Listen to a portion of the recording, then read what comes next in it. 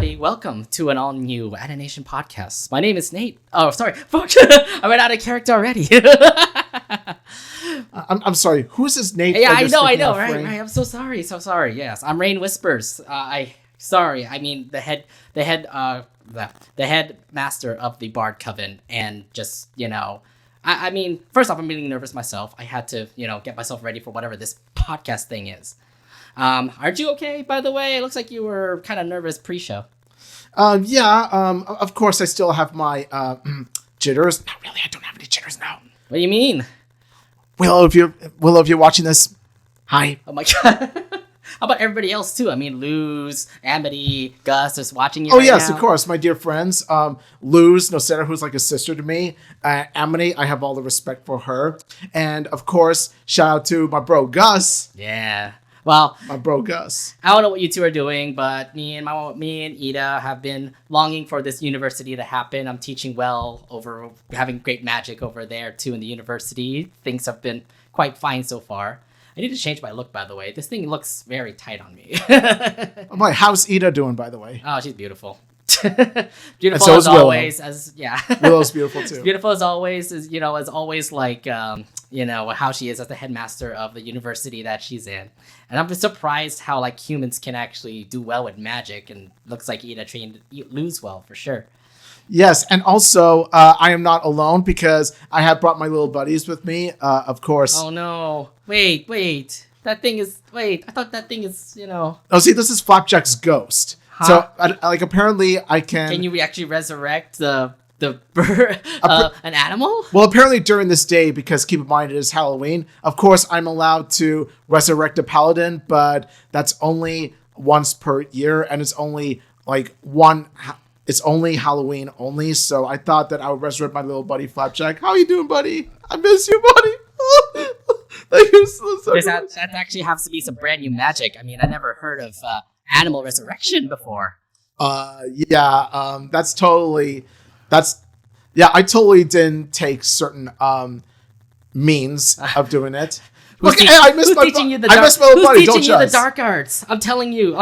Is it Darius? Was it Darius the one who's teaching you this? I know he's supposed to be the head coven of the abomination track. Hey, don't judge me, man. Like, if you had a dear paladin like Flapjack, you would have done the same thing too. Oh, and also, I'm being Flapjack are not alone because I actually have my clone here. What? Yes, that's right. When have we ever thought about cloning in magic? I've actually thought of since I'm a clone, I thought to myself, you know what? Why don't I just use more magic in order to pretty much make new friends? Because, well, isn't university about making friends? So yeah, I thought I would make a version of myself, which is Hunter. Why would you make your own self? You could also make your friends make new friends, like what you've done with Willow and Gus and everybody there. Yeah, see, so the thing is, I would because, here's the thing. Like, they're all either busy doing their own thing or they're not Willow, Gus, Luz, or Amity. It's pretty much either one. Gus is teaching some new arts. Willow is practicing derby team stuff. I'm seeing her become like the big champion of our new university, which is awesome. And of course, Luz is now teaching. Luz is actually like learning magic, considering that she's now a part of a student in our university. And we couldn't be happier for it. Oh, yeah.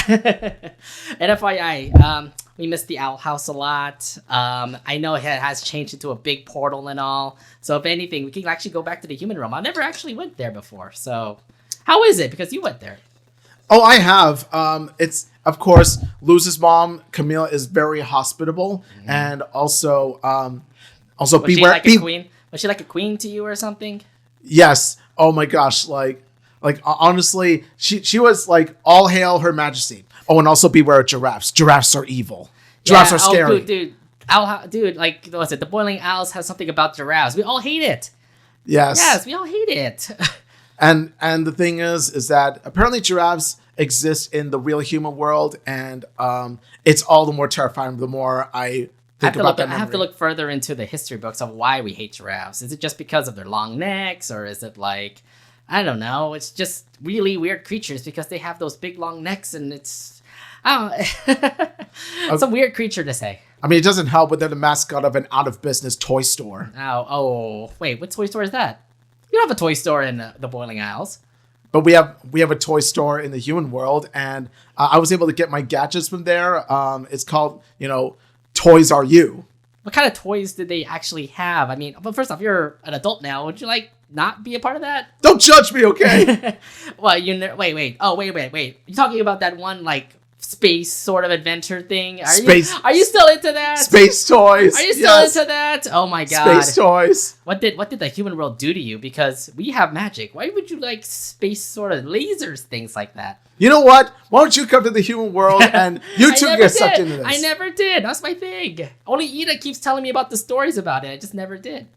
Well, hey, maybe she'll surprise you. Take you there on a honeymoon or something. Oh, that would be pretty cute, actually. Yeah, me and Ida have been going out for so long. It's just been great to have the fact that she's running a awesome school and that we can come together. Yeah, we can come together and all.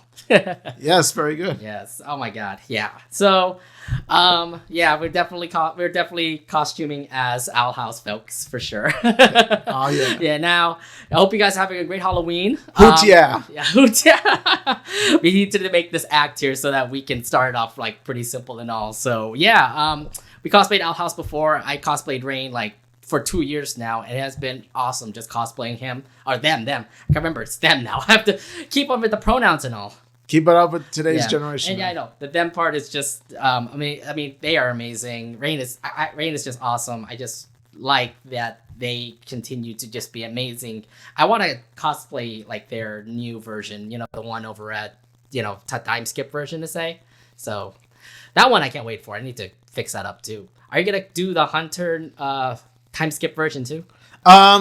Actually, I'm thinking about it. It's definitely up there as one of my cosplay plans. So come Fanime, Yeah, so I'm wondering if Owl House could still be relevant for the next D23, which we're gonna go to. Yes, D23 2024 is the hype. Who knows what's gonna happen in D23? Because I know like more Disney TVA announcements are gonna come out. I mean, Hamster and Gretel was the one that came out last year when we went to D23. What's next? Owl House sequel? Probably not. Hopefully a spin-off with me and my girl Willow. Or Amphibia, post-skip thing or something like that. I mean, who knows? The possibilities are endless, but I know that they stopped Owl House and Amphibia, unfortunately, which are two great shows. Later on, probably in another episode of the Anination Podcast, we'll actually talk about the future of Disney TVA.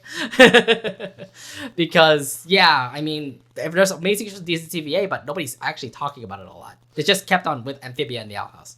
Yeah, that's kind of the thing, is that there's also, great quality shows on Disney Channel that no one's talked about, like Big City Greens. Hello. Mm-hmm. I'd argue Big City Greens is my second favorite behind Gravity Falls. There's Big City. There's Moon Girl Devil Dinosaur, which is the sort of the same thing with Amphibia and Owl House, but nobody talks about that for some reason.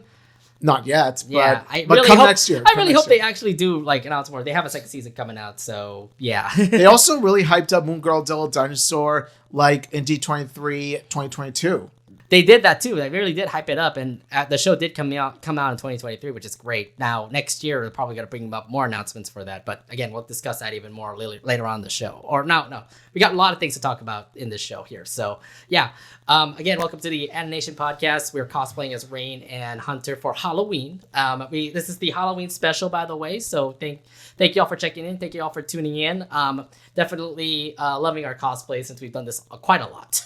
Yes, happy Halloween to you all. Of course, I've cosplayed Hunter since last year, Fanime 2022. But I had the other Hunter clothes for Fanime 2022. I cosplayed as the Golden Guard version of Hunter. Yeah, the Golden Guard version wouldn't it be more complicated just because you have a mask and you have the white cloak on? Dude, my cosplay was falling apart. Oh, that's not good. My Golden Guard cosplay, there were certain parts about the cosplay that were falling down. It's just I'm gonna be wearing this from now on, the more casual one. Okay, so you're gonna be doing the casual Hunter. Okay, are you gonna do any of the new version Hunters, like the one that came out during when they went back to the Earth? Went back to Earth? Yeah. Yeah, I'm gonna be cosplaying as the Hunter that has the yellow sweater. Okay, yeah, that's just a casual one. Yeah, I know everybody keeps on cosplaying Luz, Amity, the casual outfits for sure. So they're all cute and all. So yeah. By the way, major shout out to Amity who dressed up as Vivian from Paper Mario Thousand Year Door. Remember that? I remember that, yeah. Yeah, because Vivian's my favorite partner in Thousand Year Door. Thousand Year Door is my favorite video game ever. So yeah, major points for that. Yeah, we kept on mentioning about the Thousand Year Door all the time. So yeah. Yes. All right. So this how was this weekend for you? It seems that you had a fun weekend yourself because there's a lot of awesome video games that came out. Oh yes, definitely. Now, like I've been playing two particular video games the past week, and I couldn't get enough of them. Like, oh my god, like they were my top two favorite. They're my top two most hyped video games of the year, and it's definitely what like October 20th is what I consider to be like my own Barbenheimer because it's two major video games that I'm hyped for. One from Nintendo and one from Sony. They came out the same day, and I'm having fun playing them equally. And here they are. One of them, Super Mario Bros. Wonder. The other, Spider-Man 2. So have you actually played both of them during this weekend? Yes, I have. I played both of them, and like I said before, if we weren't doing this, I would have already played like both of them back to back by now. So I played Wonder, and I need to catch up with that. That's a lot. There's a lot of levels in that game, by the way. Oh yeah, that's the beauty about Super Mario Bros. Wonder. Not only is there so much variety when it comes to levels, but also what goes into the levels is so creative. Like, especially when you touch the Wonder Flower, like. Yeah, there's a lot of things that go crazy, but... Doesn't say it's trippy, but it's a good kind of trippy. It's a good kind of trippy, but it's also really fun to actually be a part of that. But then if you, like, mess up or something, like, go backwards and you end up, like, screwing up or something. Yeah, and also another thing, too, is, like, the animation, in the gameplay. Oh, yeah. Because the way they do the animation is so stylized because when the Mario and the gang, whenever they move... whenever the characters move in these worlds, like you see so much expression, like you know what I mean? Like you see so much expression, so much spirit, so much passion. Whereas in the new Super Mario Bros. Games, on the other hand, the ones that came before, like they felt lifeless in comparison to Wonder. Yeah, Wonder definitely is a fun game. I need to check out Spider-Man 2, which I don't have yet. So here's the thing. I know that you pre-ordered those games. I literally bought them on day one in Target. Like, they're available. You don't need to really pre-order games anymore. Yeah, I pre-ordered these at Best Buy because... Well, here's the thing. They're still available at Target and Best Buy and all those places. So there really is no point in actually pre-ordering anymore. Yeah, but here's the thing, though. There are some particular games that are really popular in which they may be still be, impossible to get. Not impossible to get, but like when day one comes and you haven't pre-ordered... selective games, like I said before, they could be hard to find. Take, for example, Tears of the Kingdom. Oh, okay, yeah, that's one game because everybody really wanted to get into Zelda there. And I don't want to go through the same thing with these two, so that's why I pre-ordered these myself. Did you actually, you ended up getting Tears of the Kingdom, pre-ordered it as well, right? I actually haven't. So that's why you couldn't be able to play the game right now, or? No, now here's the thing. I haven't really planned to pre-order or buy Tears of the Kingdom because I haven't played as much Legends of Zelda as much as I have other video game series. But from what I've seen, from what I've heard across social media especially, is that it's even hard to get from Amazon. Like how Tears of the Kingdom, they're pretty much they're pretty hard to get because there's so much demand. There's more demand. There was a huge fan of there's definitely a huge Zelda fan base for sure, and undoubtedly Zelda fans no doubt are kind of crazy about it. But I'm not gonna lie, it is a great game. Yeah, I do see the appeal of Tears of the Kingdom. Again, I haven't played Spider-Man. I didn't buy the game yet, but I know this is gonna be a good, awesome game to play. I just need to buy it eventually. Yeah, definitely. I love the Spider-Man Insomniac games. The first Spider-Man game and Miles Morales, I really love them. And so, of course, I would get Spider-Man 2. And yeah, it's definitely exceeding my expectations, like the other game I'm talking about. Yeah, good to know. If anything, I'm actually playing Super Mario Wonder for sure. And no doubt it's a fun game so far. I need to keep on catching up with that game too. So definitely, yeah. I know that one game that we are excited for is Mario Party 3. That one comes out this Friday. After over a year. This recording, by the way. After over a year, we finally got it. Honestly, after Mario Party 1 and 2 got announced, I was wondering when Mario Party 3 was going to get announced. And so I thought it was going to get announced next month, but no, it turns out to be some other game. And I thought, okay, maybe next month, another game got released. and then so on and so forth. But now you ended up getting Mario Party 3, which ended up becoming, the one game that we can't wait to play. Both of us can be able to actually hopefully we can actually stream the game here so we can actually, have some fun here instead of just doing our usual podcast to say. And it's definitely the best Mario Party game I've played. It's a toss up between 2 and 3, but I go with 3 because that's more variety. I see. Okay. All right, that sounds awesome.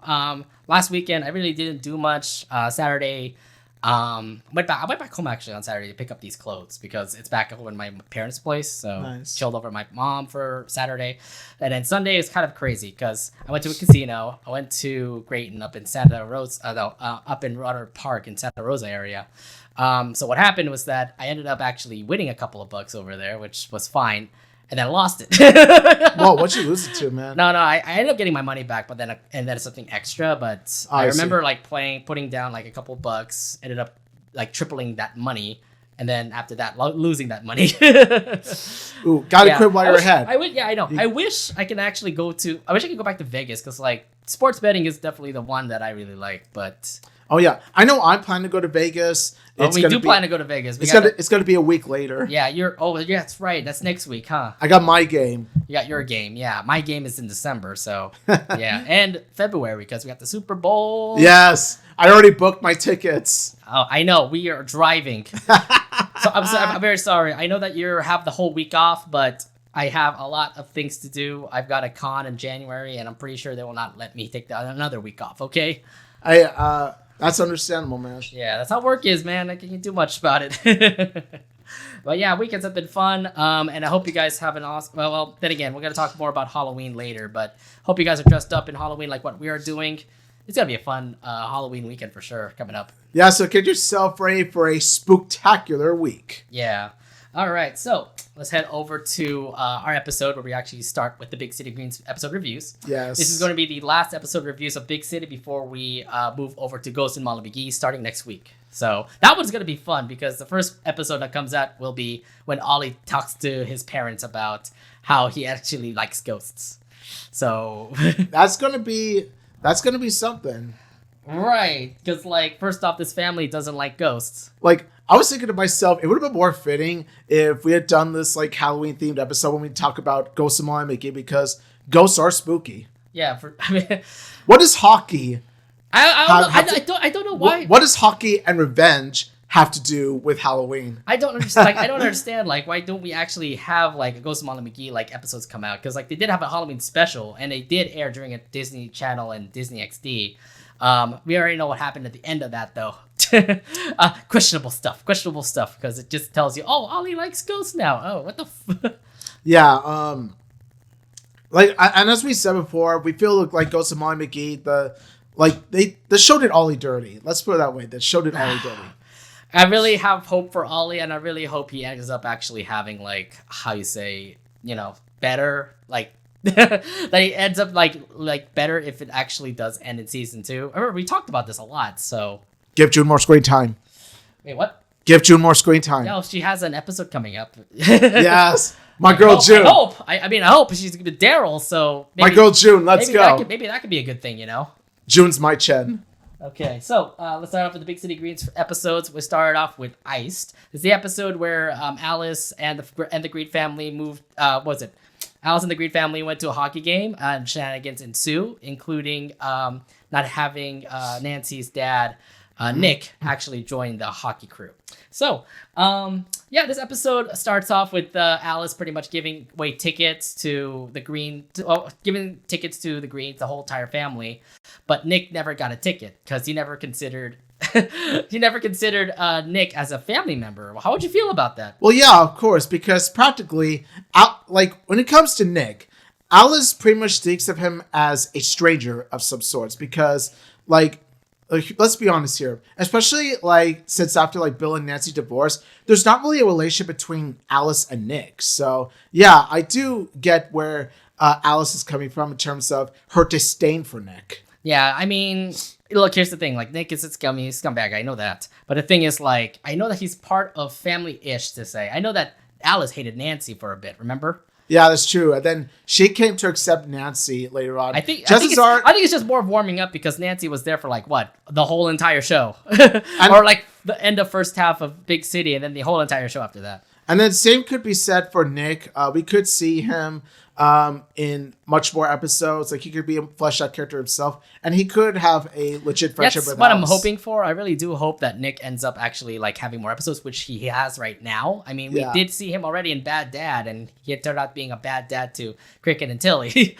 Well, not bad really. Granddad. Bad granddad, yeah, because he's showing them how to like break things and stuff like that. So they almost got axed. So would you do the same thing? Would you do the same thing and not give like free stuff to Nick in this case? I mean, I wouldn't give free stuff to someone I like don't have good connection with.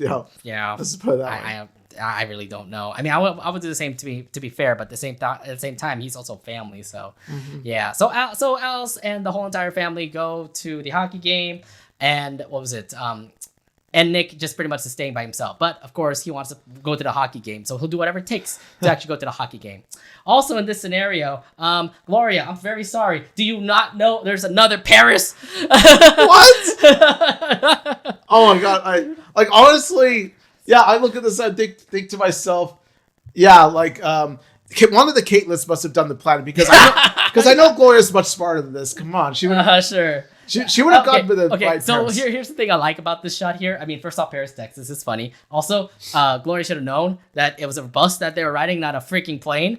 So, oh damn! I mean, look at the way the Caylins are having fun with it. Like the Caylins don't even care; they're just like they're even dressed up the same as Gloria, and I kind of do like it. The fact that the Caitlins are still friends with Gloria and all. So yes, a beautiful friendship. Yeah, I really do love it. Like we've continued on from what happened in the last episode, Coffee Mates, where Caitlin's just becoming friends with Gloria, and now they're becoming more friends now. That they can do whatever it takes, like go on vacations and stuff now. Like this further emphasizes my point that this needs to be a spin-off. Give Gloria a spin-off.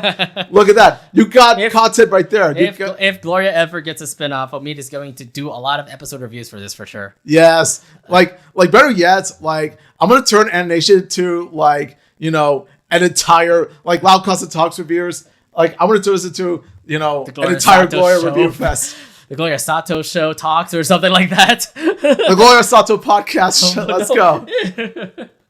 It's gonna be weird. We need to have Anna in here in that case, because she'll be wondering, like, what? I voiced this character. What is this person doing? Who's making this? You're talking to two fans of yours, particularly Big City Greens and Amphibia. Yeah, well, yeah, that's true. But yeah, Gloria ends up in Paris and stuff like that. Hope they're having fun. Well, I mean, if Gloria manages to cool down, that is. Yeah, you get to see Nick and Alice just bickering right now because of the whole disagreement they had here. Mm-hmm. And the Greens are now heading off to the hockey place. So yeah, hockey is pretty much all violent. Look at all these teams just continuing to be violent and all. Yeah. I've been to in the past when I was a kid, I've been to plenty of Sharks games to know that violence does occur. It's not really violent. It's more like the way that they play. It's a lot of tackling and stuff here and there. So that's true. It's not much.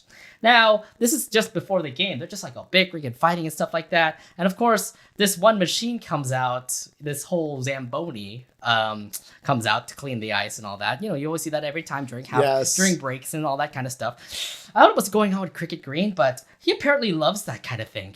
Yeah, the Zamboni. I like how Cricket's anime eyes. Cricket's anime eyes. I love it. Okay, first off, I'm like, what is going on here? Because he never felt in love like this. Cricket-kun! We never see him fall in love for Gabriella like this, to be fair. Cricket-kun! It's Cricket-kun. Oh my god. No, when I saw this, he was just looking at a freaking machine. I'm like, good dude, it's just a freaking... a machine named Zelda. Oh, I thought it was hilarious. Okay, Zamboni, Zelda. This guy's obsessed, by the way, on that machine too. Yeah, it turns out, I want to know this. Are the Hooten Brothers Legend of Zelda fans by any chance? Because that would make a lot of sense. Maybe in that case. But still, I mean, Zelda, Zamboni kind of makes sense. Unless you want to call your, what was it? Your Zamboni, Zebra or, Zantoni or something like that. I'm going to say right now, this is my Legend of Zelda. Oh my god. This is my Legend of Zelda. So we have this one story where you get to see Nancy and Cricket pretty much ride the Zamboni from this one guy who just keeps on like taking it away from him. Meanwhile, on the other side, let's see, we get to see. Well, first we get to see Nick and Alice again. So I do like the fact there's like Nick wants to get revenge on Alice for not bringing him to the game. So he ends up buying a ticket himself to go to the game, or rather, not buy a ticket for himself. He literally just busted in by just cutting the fence wires. Genius planning, genius way to get in. So now there's like some sort of bickering between Alice and Nick. I mean, it kind of made sense, right? Just because Nick was just angry that Alice couldn't be able to bring him to the hockey game. Yeah, this is pretty much a feud between two old grandparents, and it is pretty engaging to watch them go at each other like this. Yeah, and I mean, appreciate Nick for actually being a part of the show now, but yeah, it is something that Nick would do, though. Yeah, like I said before, I want to see episodes with Nick, especially Nick and Nancy, and like this is definitely, they're on the right path to making a full-fledged character between this and Bat Dad. Oh yeah, for sure. And if anything, at least this is like kind of heartwarming to the family. Like, yeah, we're trying to blend Nick into the family somehow, some way. Remember, Alice did take some time to get Nancy into the family, and in the end, it will take probably some time to get Nick into the family. But like some things like this will happen. Well, who knows? I mean, Nick will probably be a part of the Greens sooner or later. Who knows? There's another side story here where we get to see. We get to see Tilly, for example. Tilly is weird. I know that like Tilly is supposed to be like the nice person and all that kind of stuff, and she wants to actually try to change this team's dynamic from being a violent dynamic hockey team to something nice. Yeah, but here's the thing, like I admire her attentions and all, but still though, like it is a bit overbearing to pretty much go into go into one of the fields and also coach them on how to do hockey. It's just like, they already know how to do hockey. Of course, violence comes with territory, comes to hockey. Yeah, exactly. It's more like tackling and stuff here and there. But like for Tilly in this case, Tilly's just trying to be nice and all. And I'm like, good luck with that, girl. Because the other team would probably be the same thing. Like, try to be all aggressive and angry. Not really like nice and making peace and stuff during the game. Yeah, that's going to be on you, Tilly. Like, if hospital bills end up rising up for them. Well, we'll look at Tilly later on and how that goal will happen. And then we also do have this one side story where Bill is trying to find a corn dog, and this one guy just continues to ignore him. And oh my god, Bill wants his corn dog senpai to notice him in a way. No, exactly. Okay, so I'm just weirded out about this one dude. Apparently, this dude does this in every game. He'll always find that one guy to not give him a corn dog with. And then Bill wants to get that corn dog and get that attention and stuff like that. It's basically to kind of like troll him in a sense. I know. And I don't understand why he does that. Okay, first off, when I looked at the skin type and the hair, I was thinking it was like, what was it? Chipped Whistler in disguise or something like that. No, it couldn't be like, because for one thing, the mask though, like, the one thing though, it would be too far-fetched because look at the guy. Like, he doesn't look the part, like, he doesn't look like the type that would actually be Chip Whistler disguise. Right. Oh, it kind of feels like it though, from the way I first saw him, before you first saw him. It could be something like that. Like, we're going to talk about Chip Whistler, but it's going to come later. Yeah, it's going to be in the next episode to say. Yeah, so yeah, Bill's trying to get his corn dog, and look at this, man. He just ends up eating it right in front of his face. It's like, he really has it out for Bill for some reason. Yeah. We also get to see Nick and Alice again, still feuding. They even got a free hockey puck, but that ended up going with a kid. So there's that. Meanwhile, back with Nancy and Cricket, they ended up actually getting that ride of the Zamboni. But later on, we'll get to see what happened when he rode that Zamboni.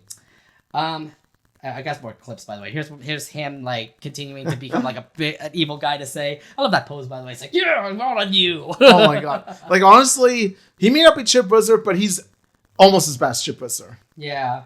And of course, again, Nick and Alice continue to fight. Nonetheless, all these things have been going on.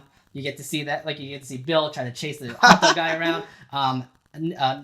Tilly trying to like lighten up the team and all, but even though the team kind of sucks now, considering that they're trying to be nice, What is it? They're fighting again with hockey sticks now. It doesn't feel like they're going to do well in that. They're stick fighting. Yeah, they're not really doing well over the hockey game. I'm pretty sure they're like disrupting the game to say. Oh, even Tilly out of all people actually ended up getting angry out of a sudden because her plan wasn't working. Well, I mean, that's the thing about sports and especially hockey. It brings out that anger in you no matter what. Yeah, she ends up like breaking her her coaching board. She's also as angry as like a coach in hockey to say. Yeah. And then you get to see Cricket and Nancy. They're trying to ride the Zamboni, but instead they're like making it like chaotic out of a sudden. They crash that Zamboni. Unfortunately, poor Zelda, she's apparently out of commission now. Poor Zelda. And in the end, they all got kicked out. Okay, so... First they got kicked out of a restaurant, now they get kicked out of a hockey game. I know. Kind of everything. What's going on, Greens? Are the Greens banned from like everywhere? I don't know. They're just being chaotic. So, from all the things that you saw in the whole entire hockey game, did it make sense for them to get kicked out like this? Well, yeah. I mean, I'm surprised they didn't kick him out sooner. I'm surprised the security guard was like on break before everything all went chaotic in the hockey game. Seriously. Yeah. To be fair, I don't really watch hockey that much anymore, so... I don't either. Like, the Sharks sucking for like years and years have made me lose interest in the sport. Yeah. And in the end, though, we also do get to see Nick and Alice actually trying to make peace here somehow, some way. If anything, it did lead to a lesson where it's like, yeah, you're a cool guy, you're a cool girl too, you know, and all that kind of stuff. They're kind of made like some sort of like agreement or something like that at the end. Yeah, it's a good start, yeah. It's a good start for actually having Nick be a part of the family. So if anything, it definitely helped them out. Yeah, honestly, I want to see more of this bond in the future. I said before I want more Nick and Nancy episodes. I also want more Nick and Alice episodes. Really hope that actually happens. Either way, more Nick episodes because we haven't seen Nick in so long. The only time we see Nick is during Nancy's flashbacks, okay? Yeah, exactly. Now we get a good look at him now, and yeah, I want to see he may not be the better like person that he was back then, but still, maybe he might forgive himself for what happened, you know? I want to see more of this character. Oh, yeah, honestly. I definitely want to see more from this character, too. Oh, and the other thing, too. Oh, Bill finally got his corn dog. Bill finally gets his corn dog. He finally got what he came for. Oh, my God. Yeah, this part was just great. So, yeah, overall, Iced was the hockey game the hockey episode that the Hooten brothers were talking about during the Big City Greens Classic, the hockey game that actually happened, where the Big City Greens characters actually played hockey, if you remember correctly. Yeah, and now they deliver. They deliver what they promise. Yeah. I mean, this episode was, all around chaos. That's what the Greens do. This episode wasn't that bad. I thought it was okay, really funny, stuff here and there, but next episode definitely was the one that I was really focused on more. Yeah, the next episode is definitely better for all the reasons we're going to talk about right now. So overall, your thoughts on this episode? Yeah, I thought it was an overall fun experience. Definitely a good look, like a bit of a commentary on what hockey games really are like. And also, each of the plots are really, they're pretty funny as hell. And also, Gloria being in the wrong Paris. Yeah. I'm just like, I shouldn't find it funny, yet I do. I kind of do. I find it really funny just because Paris, Texas is a real thing. And people, I see this around cartoons. People always just mix up Paris, France, and Paris, Texas all the time. Yeah, and now, and Big City Greens did it in a way that is clever. Yeah, in your case, way clever because your wife was in this, apparently. Yeah, even though she got screwed over in the end, it was just really funny to see. I don't know. Anyway, good episode. Awesome episode. Well, let's talk about this episode because this is the episode that we were looking into, considering that we're on hiatus till next year, 2024, because Big City Greens is going to start from what happens in this episode. So let's bring up Chipped Off. It is the episode where we get to see Chip Whistler again. We get to see what happened to Chip Whistler ever since he got kicked out of Big City, and now we get to see him again out of nowhere. Yeah, honestly, we thought that Chip was gone for good, but then comes the final clip of the Big City Greens Season 3 finale. Yep. In which he appeared, the way he appeared was like Death of Puss in Boots' Last Wish, where he appeared as dark, mysterious, yep, and something personifying death. I think you were gonna say Darth Vader all of a sudden. No, I would say dark. Like, yeah, okay. But he felt sort of Darth Vader-ish just because it's like under the hood, very evil-like. He even got the chip tooth back. That's not Darth Vader. That's more like Emperor Palpatine. Well, nonetheless, I mean, it's just more of like him, the dark. He's about to like seek revenge of what happened to him when he got kicked out of Big City, to say. So, does he have revenge for the Greens again? I'm pretty sure that is true, but it just feels like the aura that we saw when we saw him like get kicked out of Big City kind of feels like it's more than that now. You know, it just feels like it's Greens is always the Greens, and I'm assuming that he's going to like kill the Greens again or something like that. He almost wrecked their house. He almost kicked them out of Big City. And now what's next? Does he want to destroy them? Does he want him to like really go away? He's gonna kidnap Gabriella. Oh no, please! Oh no! Oh, and Cricket has to save him. Oh, save Gabriella. Oh no!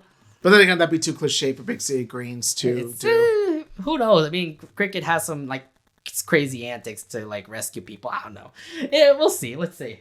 So Chipped Off starts off where we get to see, well, the Greens pretty much are visiting the wax museum, but here's the thing. Greg was just walking out of the wax museum and then he found like some sort of like different kinds of wax, and then this arm comes out of nowhere under the sewer, about to like grab him down. About to grab him down, and you know who's down under the sewer? It's him. It's him, Chip Whistler. Yeah, like it's a familiar face. It's been a while since we've seen him. Yeah. I mean, the smile would pretty much give it away, right, guys? Like, seriously. Like, look at that. Look at that face. Look at that mouth. Yeah, I mean, no, it's the tooth. You know, the chip. I mean, you already know by then. Like, the chip tooth would be... when you know that there's like a chip like in the middle, that's when you know, yep, it's Chip. Yeah. So, Chip Whistler is back, and then here's the thing about this episode. We are looking back at what happened from when Chip got kicked away from Big... Well, like a reminiscent episode, where we get to see like how he ended up becoming this way, how he became a CEO of... CEO of Wholesome Foods, get kicked out of Big City, and then what happens next, because I've never heard from Chip Whistler ever since the season 3 finale. So we get to see these flashbacks where we get to see him become the CEO, we get to see him get like pumped by the Greens, with all hot, spicy, like pepper to say. We get to see Chip Whistler about to destroy the Greens' house. And we also get to see Chip Whistler get kicked out of Big City. Yeah, and then his spoils get planned. Yeah, his plans. We're thinking that he was gone because like that plane is dead. Like everyone's thought like he was dead or something like that. Yeah, you would think that he would. You think he wouldn't have survived it, but he actually did. Yeah, and he ended up. Even throughout that explosion, he ended up actually, surviving for some reason. Yeah, like no one else could have survived that. No one else could survive it. But here's the thing. He actually didn't die. He actually ended up parachuting out of the plane before, getting blown up, to say. Yeah, he got real lucky, too. Yeah. So Greg, he pretty much listens to all of this. And yeah, Chip Whistler, he's back, is looking to probably get revenge on the Greens again. But here's the thing. I love this part here. It's like, oh, he's got out of the parachute, but he ended up like falling into a tree, I guess into a shrub and things like that. And then when he actually came out of when he came out of the helicopter, got into like some sort of way of civilization, the news pretty much said that, he's dead. Yeah, no, he's not dead. He's more like he's banned. Even if he's dead, he's banned from Big City. They had all the Greens celebrating, all the crowd celebrating. And then you got Cricket like shaking the butt, like doing the butt dance. Doing the butt dance. We didn't have to like see the whole shaking of the butt thing. I'm like, oh, oops. Oh my God. Oh man. So yeah, I would say Chip Whistler is probably not happy about what's going on right now. Oh no, he is beyond livid. Because yes, very livid. God, I get a zoom up face on that. You could feel the anger in his face. Yeah. So obviously the first thing that he wants to do was obviously get revenge on the Greens. And I do feel bad for Gloria in this case because she ended up my poor baby girl. Yeah, she got haunted. Okay, so here's what happened. Chip Whistler wanted revenge. The thing is that he's gonna go all the way to the Greens' house and obviously spook him out or something like that. But the thing is that they already moved back to Smallton. Gloria's the only one there that is watching the house. So, when you see Gloria just watching a scary movie and having Chip Whistler come by and literally spook her. I like the part where she says, like, people in horror movies are stupid. I'm just like, That is the truth. It is true. It is true. But then she was in a horror situation herself. Yeah. She what was it? Chip Whistler ended up becoming like a ghost, and Gloria's becoming all scared. And my poor baby girl. Yeah, I know. Poor Gloria. I'm just like, you know what? But you're not. Chip Whistler, you're trying to hunt my girl. You going down. But you're not really Hunter, okay? Unless you really want to. I don't know. I need to really do my magic if I'm gonna be Raine Whispers. I'm just like, no. Like, Chip Whistler, you messing with my girl, you going down, you know? So, yeah, Chip Whistler was pretty much, like, scaring Gloria, just saying, like, hey, where are the greens? Where are the greens? Because it's only you. Where are the greens? And then, actually, Gloria said that, the greens moved back to Smalton. So, no Tilly, no Cricket, no Bill, no Alice. They're pretty much all gone. Which leads Chip to pretty much say, like, oh, my God, my life's work is complete, I guess. What's next for my life? Yeah, the thing is, though, is that you got to think about it. You think that Chip would, pretty much be excited, be like, feel victorious and all that. But no, he actually feels empty because, like ever since he met the Greens, that's been his whole life. That's been his whole mission. That's been his whole objective, is to pretty much eliminate the Greens any way they can. Now that they're out of the picture, like, there's not really a purpose for him. Really isn't much anymore because, like, he did lose his CEO privileges for Wholesome Foods. He pretty much is just nobody. And also, the other thing, too, is that he's supposed to be banned from big cities. So, if somebody says, Chip Whistler... What are you doing here, Chip? You're not supposed to be here. Yeah, what are you doing, Chip? Get out of here. Oh, I love it. I didn't take a picture of this part here, but I remember Gloria saying, what do you want from me? What do you want from me? Seriously, don't ever come near Gloria again either. God damn you. Don't ever come near Gloria again. Always, you gonna get it. Oh my God. I'm gonna get a basketball bat. Just that's your only like Gloria viewing until 2024. Okay, so. I know. I'll see you next year. That's it for Gloria, and the Greens are still. Well, I didn't see. Actually, we don't see the Greens ever at all of the rest of the episode until 2024. So. Yeah, that's kind of the thing. Chip, of course, pretty much says, like, oh, God, I have no purpose now. What am I going to do next? This waitress, you can only see him, like, just scarfing down just, like, milkshakes everywhere. Like in a bar. He feels like he's just, like, washed up. Like, oh, my God, what to do next? It's like, I'll take another one. Sir, I think if you had too many milkshakes, I'll tell you when I've had enough. I mean, yeah, something like that. But I remember Keenan Kel did that sort of joke. I remember, yeah, everybody does that too. I remember Hey Arnold did that too. Yeah. Him. What happens next for him? That's a big question. Not Keenan Kel. Good Burger did that joke. So I just remember what happened next for Chip Whistler. Well, according to that waitress, you can do whatever you want because the waitress actually doesn't know that it was Chip Whistler too. So I love this part here, where Chip Whistler literally goes into song and literally just sings like, I could be anything I want to be, anything I want to be. Yeah. I love that whole musical number. Like, it definitely feels like more like a Vegas show type of, show. Yeah. I know. I just love. Or New York Broadway. It kind of feels that way too, like with all the lights and stuff, plus with all the background singers too. It's just, this is Chip Whistler. I mean, like, look, this is something got to be happy for him. I know that he's depressed. The Greens are gone. His life purpose is over. So, like what the waitress said, time to start a new life and do something that is going to be great for you, Yeah, like a new identity. He creates his own new identity. Yeah, so he ends up, this crazy number, I swear to God. Again, Vegas or New York Broadway style. Yes, so it definitely feels Vegas-y to say. Chip Whistler now changed his life. He's now a brand new man. Literally called Normal. Yeah. He's definitely a Norm-Al guy. Yeah. Literally his first name is Norm, and then I think Al Guy is like the last name or something. Yeah. Real creative, buddy. I don't know what he's doing. But look, he's like wearing glasses. He's very like clean. Big Coffee! Like, it's gonna give me memories. Big Coffee's give me memories. Yeah, but remember that Big Coffee that Gloria It's another chain. It's another chain, I get it. But still, when I look at Big Coffee, I think to myself, I need to watch season 1 of Big Sea Greens again. Okay, I guess so. But then again, Gloria's doing a really good job with her own cafe now. Yes, which I'm proud. You kind of tells me like what happened to Miss Cho, because Miss Cho is pretty much, I think, retired. So who runs Big Coffee now? Yeah, another thing too is that we haven't seen Miss Joan in ever since she retired, and good riddance. So, but Miss Cho was actually helpful to Gloria, but then she even took away her. You want to talk about bad bosses, Nate? Miss Cho was a bad boss. She wasn't a bad boss. I mean, she did do something to at least get Cricket out of his what was it? His debt to say. She could have been much more appreciative to Gloria. Yeah, now granted, Gloria was employee of the month for like, months many and months. But still, though, it was only because Gloria was the only legit employee there, whereas Cricket was only there like through force. I guess, yeah. Nonetheless, I mean, there's that. Chip Whistler, again, like I said, he's looking to have a clean life. He looks like he goes to get coffee every morning. He goes to work, he finally has a job. He may not be wholesome food CEO, but he still ended up having a job. And he also has a wife or girlfriend. I don't know if it's a wife or something, but he lives at his own house, has his own girlfriend or wife. And it looks like things are good for him, great for Chip Whistler to actually, or normal guy, to actually have a really nice life now. Oh, by the way, she loves dogs. Yes, she does. So many times.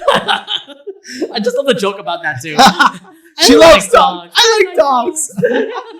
But yeah, like honestly, like this is pretty much a good thing for Chip or / Norm, because Chip / Norm, when you do think about it, he's restarting his life. Like he's pretty much putting on a second identity. Like he's no longer known as, the villainous Chip Whistler that is hated by the town and is banned from the town. No, he's actually looked upon as, just a regular, normal, nice guy. Yeah, exactly. And like I said, just living normal daily activity stuff. To be fair, like this would have been the end of the Chip Whistler timeline. Like literally, like this was nice. This would have been great for Chip to actually have a normal life, to actually have a wife, to, do all of this, forget the greens, get that whole mindset of destroying the greens out of the way, and have a normal life. This looks great for Chip. I mean, look at him. He looks amazing. He looks happy. Yeah, looks very happy. Here's the thing. The normal kind of life can get a little bit boring. So, he starts to get a little itchy about that. You know what reminds me of? Squidville. Oh, yeah, that's right. Like this could be Squidville vibes because like it's also similar to how like the more Squidward spends time in Squidville living his normal life, like the more he gets bored by it, the more excitement and adventure he wants. The same thing with Chip Whistler here. Whereas like Chip / Norm, the more he lives his normal mundane life, the more irritated he gets by it. Mm-hmm. Like the more, he wants more excitement from his life. He's just more like, irked about it just because like it's just a normal thing that he keeps on doing like every single day. Like getting the same coffee, getting the same like job, talking about the same joke to his wife. Yeah, let's just say like Chip is not really liking that new normal life that he just got used to now. He's not loving that normal. Normal life, yeah. That normal life. Yeah, he's just, well, like I said, just pretty depressed. Like something is just absolutely missing. Something is just like there's no spark in him anymore. Like you get to see the normal life, which is great, but it just feels like throughout this whole scenes, I feel like, yeah, I understand your depression and stuff like that. Like you're missing something, that something is just not right with you, Oh, and also his wife loves dogs. Again? Oh yeah. To say the least. Like even in his birthday, for example, he ends up being depressed too, and I'm like, oh my god. So no doubt. I mean, even with the normal life that Norm or Chip ends up getting, it's just continuing to just becoming more of a downfall and stuff like that. That is until Chip started to find some sort of family that just passed by. Yeah, this family. A ripoff. This is pretty much a ripoff of the Greens. It feels like Simpsons, to be fair. It kind of does, like, especially Bill gives me Homer vibes. Yeah, it kind of does. And plus, like Tilly, whoever this Tilly person is, she doesn't have like buck teeth. She literally has just one tooth. Yeah. The Alice person is like skinny and she doesn't have glasses on. So it's the greens or whatever, like yellows. I don't know. This is definitely discount greens. Yeah, it's discount very greens. Discount greens, including Cricket out of all people. Yeah, see, Cricket was Chip Whistler's biggest enemy, so it made sense for him to get on his nerves. He definitely looks like Bart Simpson out of all people. Yeah, I'm surprised they go, "Hey, don't have a cow, man." Boom. So yeah, he ends up like kicking Chip Whistler in the leg and all, and this sparked something in Chip.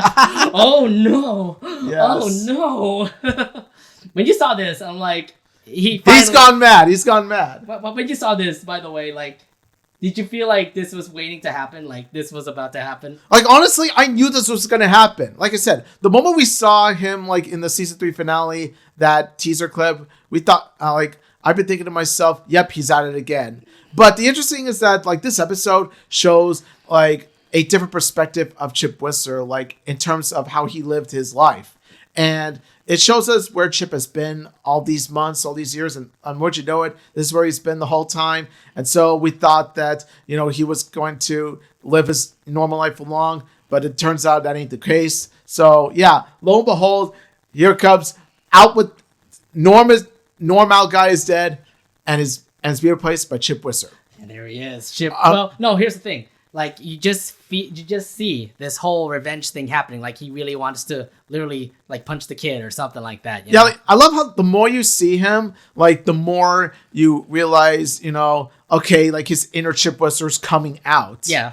Like, his inner Chip Whistler's coming out, and there's a build-up to it. He's starting to, like, finally get that revenge thing come back again. And, like, in this look, for example, he's, like, really wanting to get revenge on that kid that kicked him in the leg, to say. Yeah, so... Yeah. And it's unfortunate because he literally just did this in front of his wife, who likes dogs. Oh yeah, that's another thing to point out too. His wife likes dogs. Yes, his wife likes dogs. And she even says it too, like literally after this whole thing happened. I like dogs. So, here comes this normal guy, while in the mirror, you get to see, well, his true identity. Yeah, honestly, like, this is probably the best Chip Whistler scene, because it pretty much shows in the reflection of the mirror, it shows, like, his inner self, like his darker side of Chip Whistler is starting to come out. It's one of those, like, tropes, by the way, where you get to see yourself in the mirror, and then there's another person in the mirror for you. Yeah, and it kind of tells you your real identity there, that kind of thing. Yeah, pretty much. And this is one of the more clever ways I've seen it in media. Yeah, it definitely was great, just because, like, you get to see the evil side of Chip literally right inside and the other side of the mirror, and he's talking to him, and then Chip, who's just an innocent man, literally, like, in the outside, just, like, it's like something that, okay, so it kind of reminds me of that Code Geass episode, like the second season, if you remember correctly. Yes, I do remember. Yeah, that. so remember when Lelouch was just, like, by himself, was just, like, not without the Geass, until C2 came in and finally gave him his real identity back. Yes, I remember that. Yeah, I'll never forget it either. So something like this. Something like this. Yeah. Like think of Chip Whistler's reflection as the C2, and think of normal guy as the Lelouch. Yeah, pretty much. Yeah, and again. Here comes his influence. The mirror person just comes in, gets his influence and stuff, and here comes where Chip Whistler started to come in. He breaks, like, the middle of his teeth because he wants, like, the chip to appear, because, like, that's his staple look. Yeah, I was kind of wondering too. Like, did Chip Whistler, like, fix his teeth literally when he was being normal? Like, it makes sense, maybe. Yeah. Well, nonetheless, Chip Whistler. He's back. He is back. He'll get into his revenge. He literally just went into the sewers.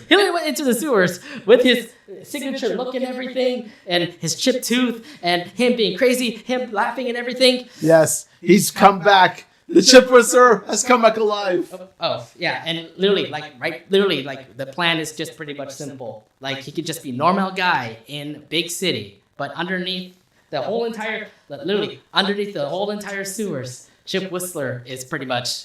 Like, that scene right there gives me Pennywise vibes. I know, right? Just because of the whole, like, underground scenario and all. Like, I'm just waiting for whenever he sees Cricket, just like, hey, kid, we'll all float. Oh, no. I think it might actually do that, but yeah, it just feels so, like, what was it? Very scary-ish to say. But yeah. Like I said, Pennywise vibes. But yeah, like I said, Chip Whistler, normal guy could just be a random person out in the open in big city.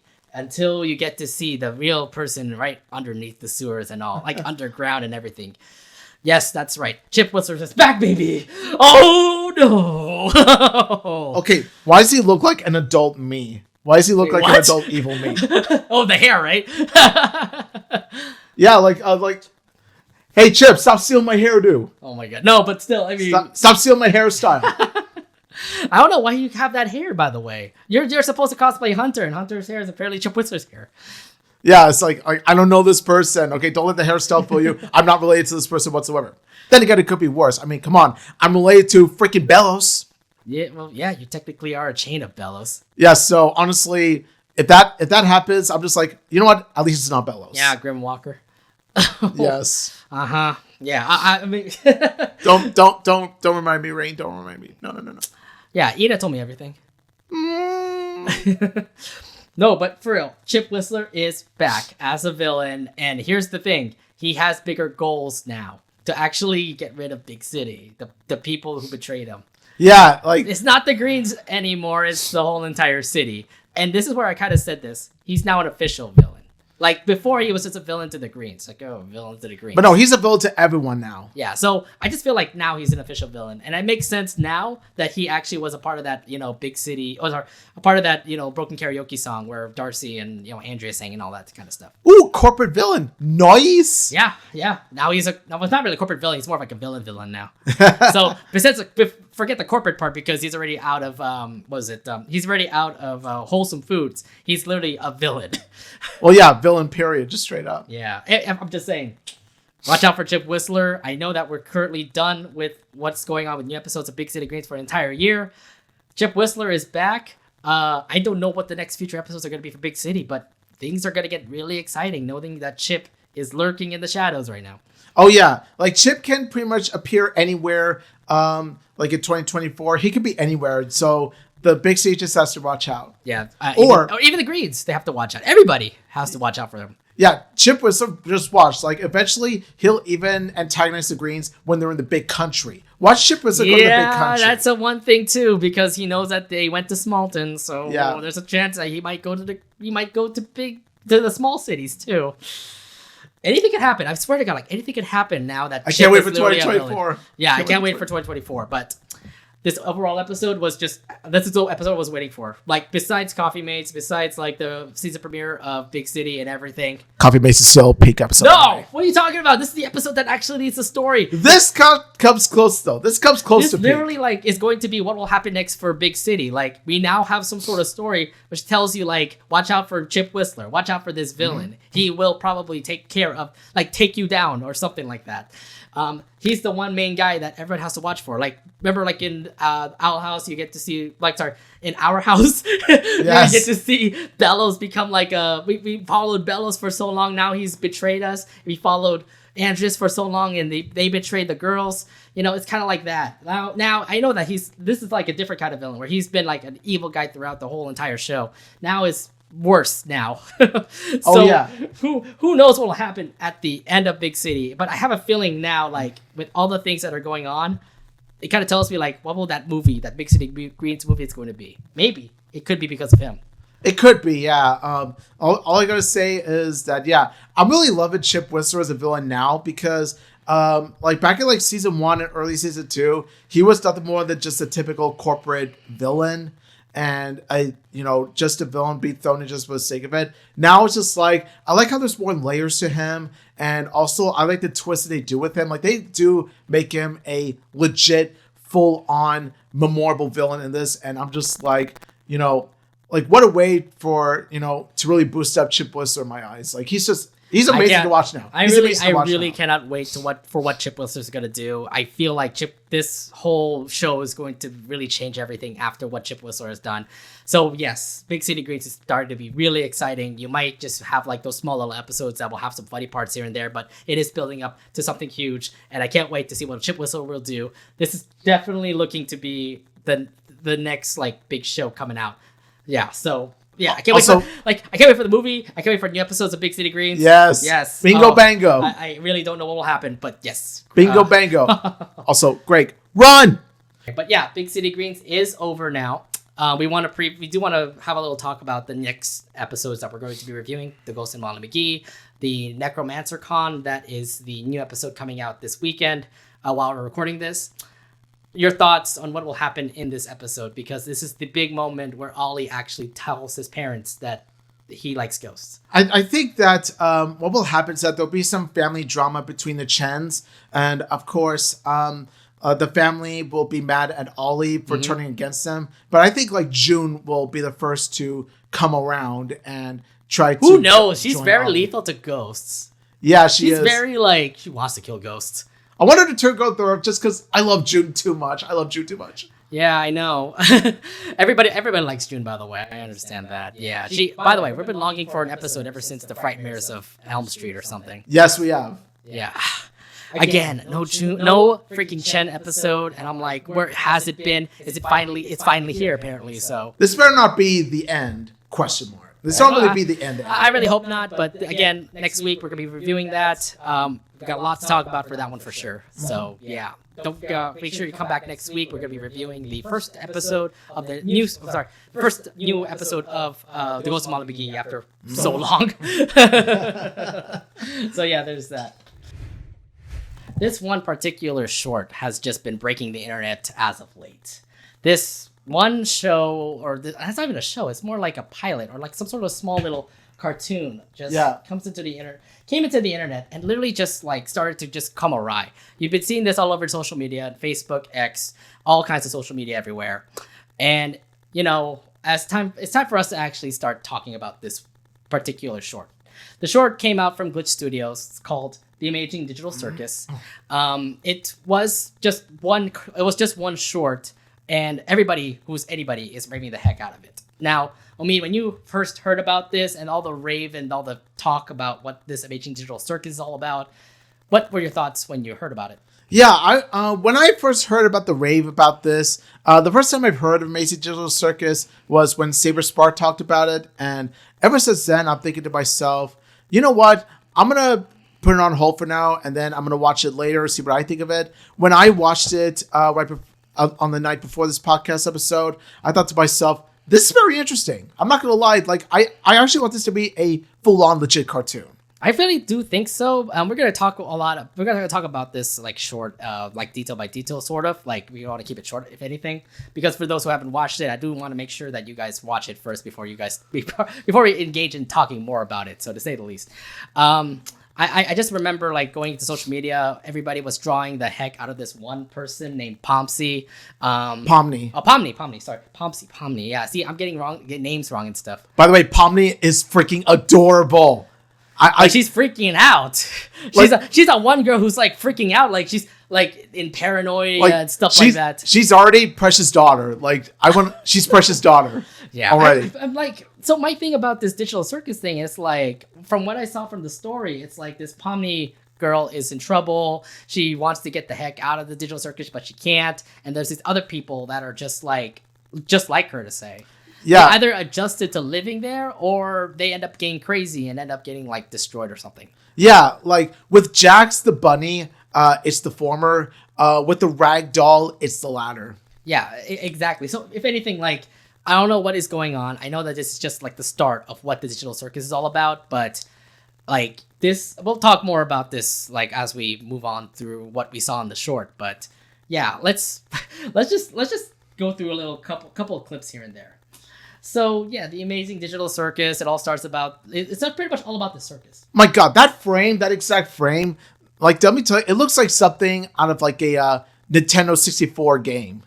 Like, yeah, it gives you N64 vibes just looking at it. Yeah, so you get to see the whole entire cast. There's Pomni right there in the middle, and you also get to see like Jax and like the one little girl with the like eye button in her eye and stuff like that. So this whole cast full of like circus freaks are just there just to, enjoy whatever the circus is and stuff like that. And this one little chatterteeth bach guy, Kane, he's just there to be the showrunner.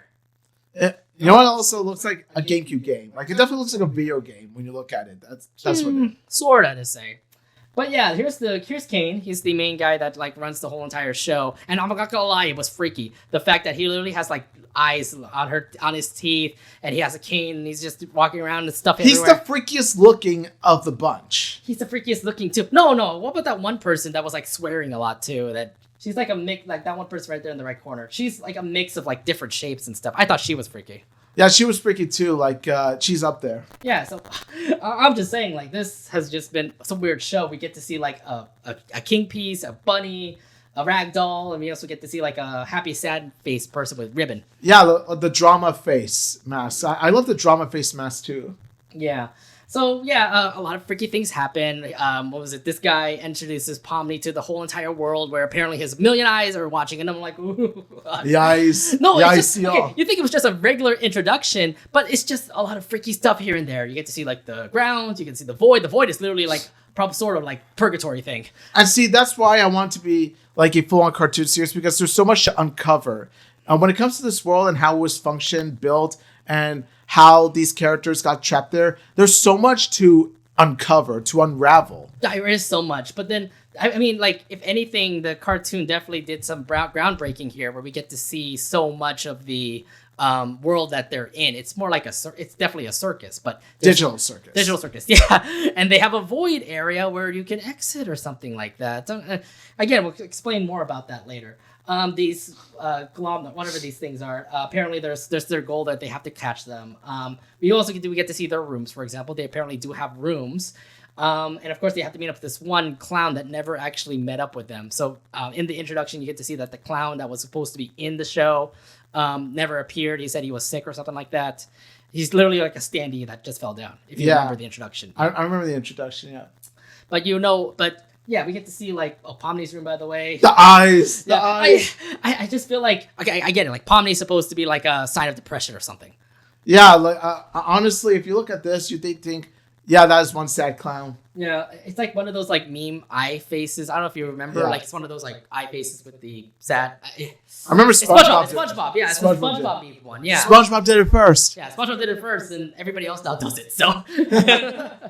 Yeah. Oh, well, here comes the problem that happened. Apparently, the one clown guy became, what was it, abstracted or corrupted or something? Yeah, and look at how he is now. So it kind of tells me like there's the world building that comes with this show. It tells you like if you don't like it here, you're gonna be like that.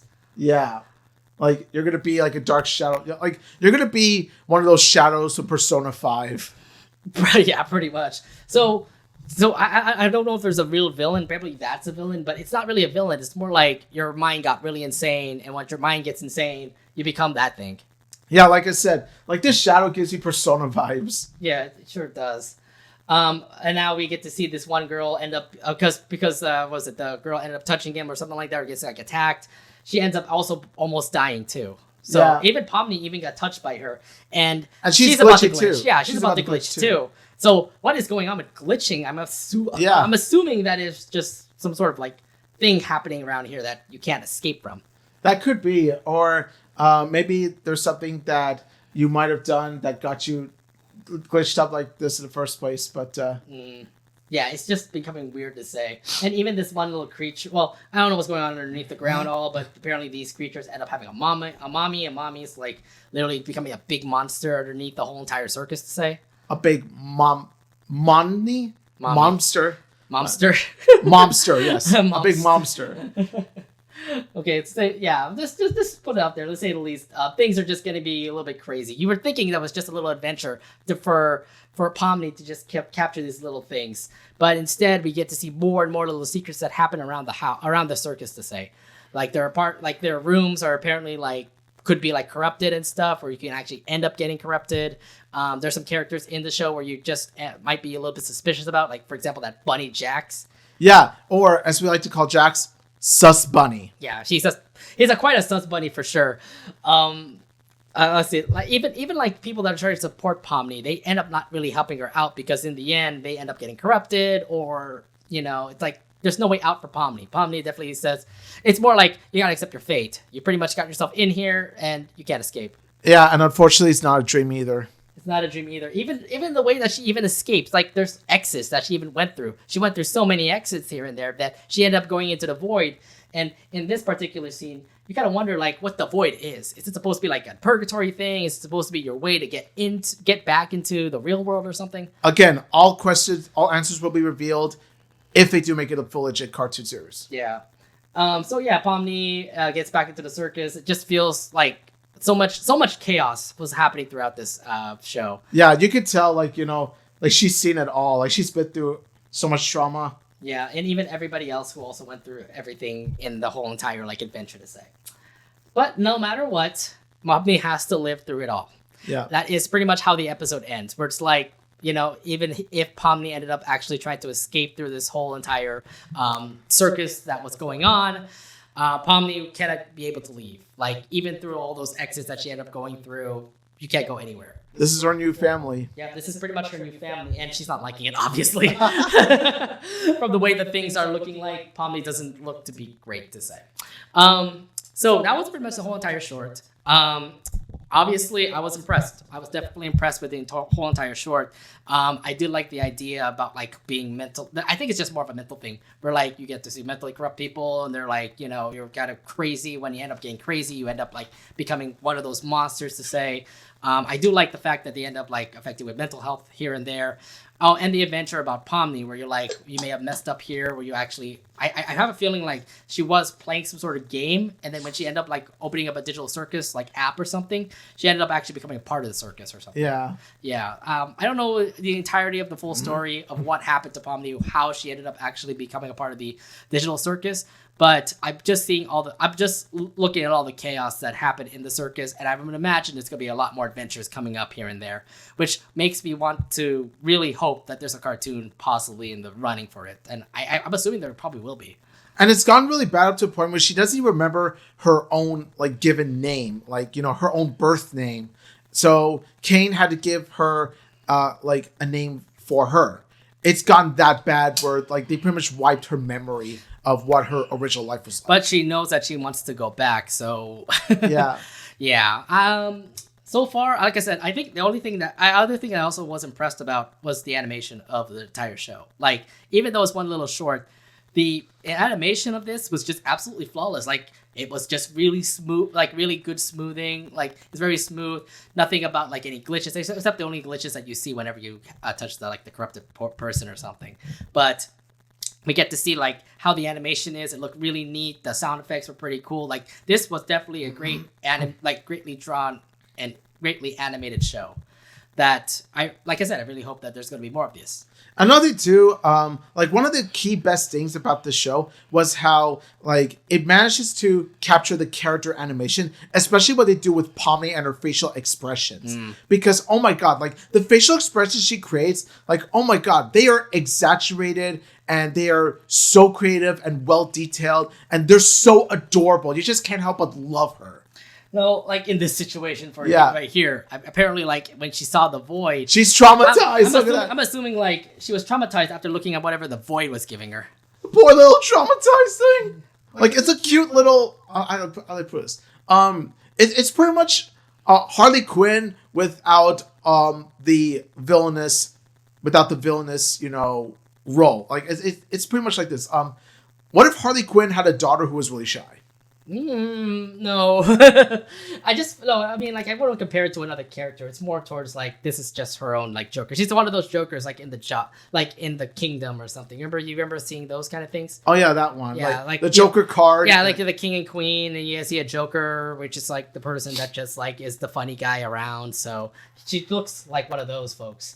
Except instead of funny, she's just like sympathetic. Well, she's more like traumatic. Or no, she's traumatic. Traumatized. She's hella traumatized. I mean, the one goal that she wants to go is to get out. Even like one of those main characters that were in the show, like wanted to get out too, but then he was so obsessed with getting out that he ended up being corrupted. And that ended up like ruining his life, like ended his life or something. So pretty much she's kind of trapped, but it's a lose-lose situation where if she does end up going crazy and tries to get out, then she might end up meeting the same fate as that guy. But however, if she stays forever, then she stays forever. Well, who knows how it is. I know she doesn't want to stay there forever. That's the thing. Like, from the way that the whole show ended, it just feels like she doesn't want to leave. Like, she needs to leave. Like, she needs to leave for sure. Like I said, lose-lose situation. Yeah. If anything, she's not liking it. And to say the least, the show is just, like I said, absolutely amazing. And I really hope they do make more episodes. After having, 35 million views on this one little short, and the fact that so many people are drawing fan art of Pomni, so many people are drawing fan art of the characters that are in there. It just tells me, like, with all the positive reception, there has to be something new when it comes to the Amazing Digital Circus. And I think it's gotten so many likes too. Like, let's not forget, not only did it get so many views, it got so many likes. It did, yeah, and that's why the reason why it's trending. It's just an absolutely trending show that I would imagine folks really want to see more of this cartoon. So yeah, I really hope that it gets a full-on legit cartoon series because it deserves it. Yeah, it definitely does. Any more thoughts about the show here? All I gotta say is, Pomni is precious. Pomni's precious girl. Are you gonna get one of the merch that they have? By the way, they actually do have merch. I need to see how much it is. I would imagine it'd be pretty reasonable because like the Pomni plush is right there. You can get a Jax plush, which is pretty cute too. So if anything, please support this. Please support this animation team for Glitch. Please support the show because the cast and crew worked really hard to make this work, and they deserve your support. Yeah, and if anything, like look at all the people that were like being part of the cast here. Like they're all brand new. Like they're all just folks that I don't even recognize. These folks are like help contribute into this show, and in the end, it led it up to becoming one big amazing project. So I really hope for the best of all the people that are working in in the show, and I just hope that we do end up getting a cartoon for the Amazing Digital Circus. Yeah, this would be a great success in terms of an animation story. This would be like an successful underdog story if it manages to be a popular series. Yeah, I really hope it does. It just feels like I'm ready for this to be successful. Yeah. So Digital Circus, folks, if you haven't seen it yet, it's all over YouTube. So go and check it out. It's on Glitch Productions. Check it out. It's on YouTube. I'll put the link down below if you want to watch it yourself. So yeah, I don't know what else to say. It's really good. Go watch it. Go support it. All right. Well, it is Halloween week. It is Halloween weekend. This is Halloween. This is Halloween. This is Halloween. Halloween. Yeah. Yeah, I mean, it is Halloween weekend after all.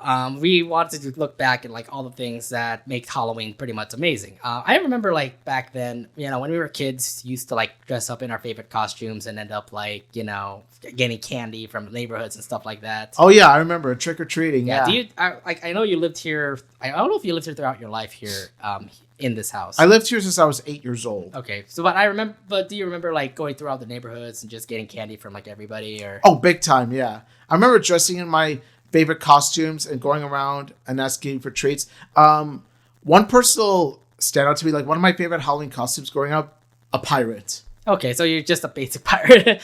I remember being obsessed with Pokemon that I ended up dressed up like a Poliwhirl. There was one time where I literally, like, I don't know, I think I went to one of those spirit stores and they had like Pokemon outfits. And I told my mom, like, I really wanted to cosplay one of these like Pokemon outfits. And I ended up cosplaying as a Poliwhirl for Halloween. Nice. And I thought it was pretty cool. Like, they thought it was pretty cute. Plus, it also fit me and I thought it was like pretty neat. All you had to do was just literally wear like this Poliwhirl foam thing and just have gloves on. That was it. So yeah. Nice. Yeah.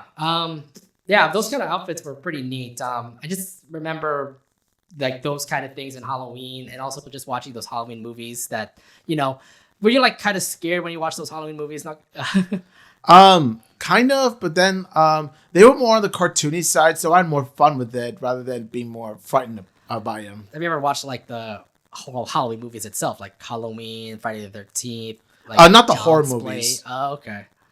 Well, you said last time you watched Saw. Wasn't that like a scary movie for you? It's a scary movie for me, yeah. But the thing is, when it comes to horror, I rarely watch horror in comparison to the other genres. Not because I'm scared of them, but because I enjoy the other genres more. My favorite horror movie overall, Bram Stoker's Dracula, is a masterpiece. Oh, that's Dracula. That's the old version, right? It's the one where Gary Oldman is Dracula. Oh, okay. That's a pretty good one. I adore that movie. I just remember like watching Halloween before. That was a pretty neat it's a pretty neat movie series itself. But I remember keep on seeing like more Halloween movies coming up here and there, and I'm just like, I'm tired of it. I know Jamie Lee Curtis, you want to get revenge on Michael Myers, and I'm like, God damn. I haven't even seen the first movie, so. Oh really? Yeah. Have you ever thought about actually like watching it, like have a dare with somebody and actually watch a horror movie? I mean, I wouldn't mind watching another horror movie because at the end of the day, they're movies. I mean, they're movies, but at the same time, it just like jump scares everywhere, which would like freak you out and all. Yeah, the jump scares in Saw got to me. Oh, really? Yeah. So you're like sitting down and then you saw like the freak. Ah! You're like, ah! Oh, yeah, man. Scary stuff. Could you handle scary movies or not? I can. Okay. Like, I'm trying my best to like try to handle scary movies because I'm watching Five Nights at Freddy's this weekend. And I'm kind of like, do I really hope I don't get scared and stuff like that? I know. So, okay, I'm just kind of wondering because like Five Nights at Freddy's, it's like it's a game, yes, but there was a huge kid following from it. Yeah, my friend and I plan to watch Five Nights at Freddy's too. We'll possibly watch it on Saturday. Either that or do something Halloween related. But I'm just saying, like, Saturday night we're gonna make a night out of it. Okay. But I'm just saying, like, dude, I just hope kids don't watch it because it already looks scary from the trailers that you saw. Oh yeah, Five Nights at Freddy's. Like, honestly, it's one of the scariest looking games imaginable. Because what you're doing is you're just behind a computer hoping that you don't get spooked from one of those like creatures. Yeah, especially the bear, like the robotic bear. Uh-huh. Oh my god, each of the things that were there do have something where if you mess up, you screw up. Like the bunny, I think has something. The fox is the scary one. Yeah. Like the fox is definitely the scary one because like you can pop out of nowhere and then you end up like getting killed from that. Question: what does the fox say? Just kidding. No. Just kidding, guys. Why would you bring that up? It just goes to show you that Five Nights at Freddy's, like, that's not the worst way that a fox was handled. Oh my god! I don't know why you brought that up. This is supposed to be like a scary thing or something like that. Better scary than cringy. Somebody in our chat said Quiet Place. Have you watched that, by the way? A Quiet Place I haven't. Are you too scared for that too? Not really. I just didn't have the time for it. Okay, so Quiet Place actually has John Krasinski in it, and it is a pretty interesting like scenario where you get aliens, like if they hear like these aliens come out, and if you end up getting a sound, the alien will eat you or something like that. Yeah, it's quite an interesting like episode. It's quite an interesting like series and stuff. Actually, I may have seen Quiet Place once. I don't know. I don't remember when I seen it. I just haven't seen the sequel. Oh, so you've seen it, the first one then? I do remember, but I can't remember when I have. Yeah, I haven't seen the second one, but who knows? I mean, either way, it's like was freaky when I was watching it on Paramount Plus. It was like, oh my god! I was like, oh crap! Here made a sound. That's what I love about like the creativity behind it. Where, like pretty much A Quiet Place is how you handle a show don't tell sort of scenario, and also like how you. That's pretty much unique filmmaking. It's, how to put it. It's pushing the boundaries in terms of filmmaking. Yeah. My thing right now is I know that we've done a lot of Halloween stuff here and there, but for us people who like go into cosplay, it's not really like a holiday for us. Like people who like dress up and stuff like that, it's holiday for them to like, wear their best outfits and like, show off in front of your friends and everything. We do that a lot in conventions. So yeah. This is pretty much like a normal thing for all of us. Like honestly, as cosplayers, like those convention days are our own Halloween. Pretty much, yeah. And like we dress up in like all these fancy outfits. I mean, I'm dressed up as Raine, and I've been doing Raine for like the last 2 years. And I'm dressing up as my favorite Owl House character, Hunter. So yeah. What would be your favorite costume overall that you ever done? My favorite cosplay? Yeah. That's kind of a tough decision. I was gonna say Mario immediately, just because you do that a lot. I'm honestly gonna say I would have to say Hunter because really, I you know what, I'd have to say this. I'd have to say Hunter because it's definitely it's a nice combination of easy to do and the most fun I've had, like interacting with the Owl House. I think so, yeah, because like when you dress up as Owl House, you never expect to see so many fans of the Owl House just come up and say like, I love your Raine outfit, I love your Hunter outfit and stuff like that. And they are asking for photos and stuff because I was thinking like, oh, it's just one little cartoon. It's weird because like Amphibia doesn't have that kind of love. Like no one cosplays Anne, Sasha, or Marcy. We cosplayed Amphibia though. I mean, you did Sprig, I did Anne. Yeah, that's true. Our friend Jess ended up cosplaying Marcy. And the whole costume Marcy, by the way. And also, we ran into a Sasha cosplayer in D20 Expo. That person ended up like following up. I don't know what, but she just keeps on like wandering around with us. We just kept saying hi to her all the time. Like, I saw in the Owl House gallery and took a photo with her. Oh, that's right. She was there. That's right. Yeah. But no, I thought she was dressing up with somebody else. Well, I took a photo with her and also Flapjack did too. Yeah, I'm kind of wondering like why is she cosplaying Sasha in an Owl House gallery? Yeah, that is kind of weird. I think it's because spoiled on lines of Amphibia and Owl House, like they have the same fan base. They do, yeah. They have the same kind of love. They're from this. They're under the same belt, Disney Channel. So this is funny actually, because when we were talking about the Owl House Gallery having Amphibia characters, Amphibia cosplayers, that's the same thing that actually happened over at the Amphibia Gallery that me and my friend our friend Jess ended up going to. There was literally an Ida just having like the armor of Anne. And I'm like, what? But it's kind of cool that actually an Ida cosplayer comes out and actually like, I guess she's friends with Jess too, by the way, because they ended up talking a lot to each other. Oh, nice. Yeah, so. Connections. Yeah, nice. There's your connection. She has a lot of SoCal connections, so she has some like animation friends here and there. Cool. But it was pretty cool just to see like, I guess the fandoms of both Owl House and Amphibia both are, just cool together, I guess. Definitely. Yeah. I would say my favorite costume is no doubt Death the Kid. When I cosplayed that for Soul Eater, I just end up having like a lot of love for it. Like I didn't expect myself to bring back Death the Kid because I retired it back in like 2016, if I remember correctly. And then like in 2018, a group of friends was doing Soul Eater, and they contacted me. Told me like, hey, you cosplayed Death the Kid before, and they said like, hey, we ever want to bring it back? And I said, sure, I'll bring it back. But when I put on the costume again, I noticed it was getting smaller. Like it was getting smaller. And I was trying to like tighten like my whole chest, like my whole suit up. But, well, I mean, then again, it was a cosplay from years ago, so of course it would be.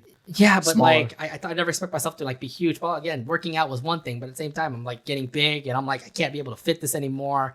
So I definitely outfitted my whole entire suit. I had at least my jacket was okay, so I was able to actually fit that in. But then my pants had to be changed, and I had to also change my new look also because like I have the hair, which is cool, but I didn't have the yellow contacts. So I ended up actually buying those yellow contacts, and lo and behold, I ended up just becoming Death the Kid for one convention at Fanime.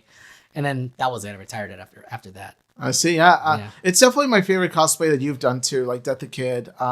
It's definitely like I said before, it's definitely the best looking and the most well detailed, definitely, and also the guns help too. The guns definitely helped, and I just bought those guns from eBay. Yeah. They're literally just prop guns, like little toy guns and stuff. Yeah. I mean, but my thing right now is like, how long am I gonna last when it comes to cosplay? Because this is fun and all. Like doing this, meeting up with a lot of friends, it's just great. But I'm not gonna lie, I'm getting a little bit tired of like cosplaying. Yeah. You cosplay whenever you like. Like that's the thing. Like to all the cosplayers out there, if you're feeling tired of cosplay, don't be afraid to cosplay as yourself. Are you gonna think about retiring cosplay eventually? Eventually, but not now. Like I'm thinking like. Maybe like when I reach my, how do I put it? Late 30s, I may think about doing it, but for now, I'm just gonna be like, like putting on 1 or 2 cosplays per year. Yeah, I was not really like hardcore compared to like me in the 20s. You remember me when I was just like putting up a big list of like cosplays I was gonna be doing throughout the whole entire convention. Yeah, 2 to 3 per day. Yeah. Yeah, that was insane of me just doing like cosplays like 1 or 2 per day. And like now I'm just relaxing, to be fair. I do 1 or 2 per day per con. Not per day, but per con. Yeah, see, so you're at least trying to limit on it now. Yeah, see, I'm trying to limit on it. It just feels weird because like, I mean, I love this kind of outfit. I love wearing like these costumes. These are great. But when you're getting older, when you're finally having like more responsibilities for you to like, continue to have a good life to say, cosplay is kind of like left on the side. By the way, I'm still thinking about cosplaying One Piece, like a One Piece cosplay. I'm still cosplaying One Piece too. I wanted to cosplay Usopp, so like I'm thinking either Luffy or Sanji. Yeah, I mean, you were already putting that out too, that you want to cosplay one of the One Piece characters. I definitely look more Luffy. Especially with the curly hair. I mean, all you gotta do is just wear like a red tank top and the jeans, pretty much. But then again, Sanji is on the table also because, well, I love Nami. I know you talked about this last week, so that's why I was like, yeah. There's one time where I actually did end up dressing up like a girl to say too. You remember those times?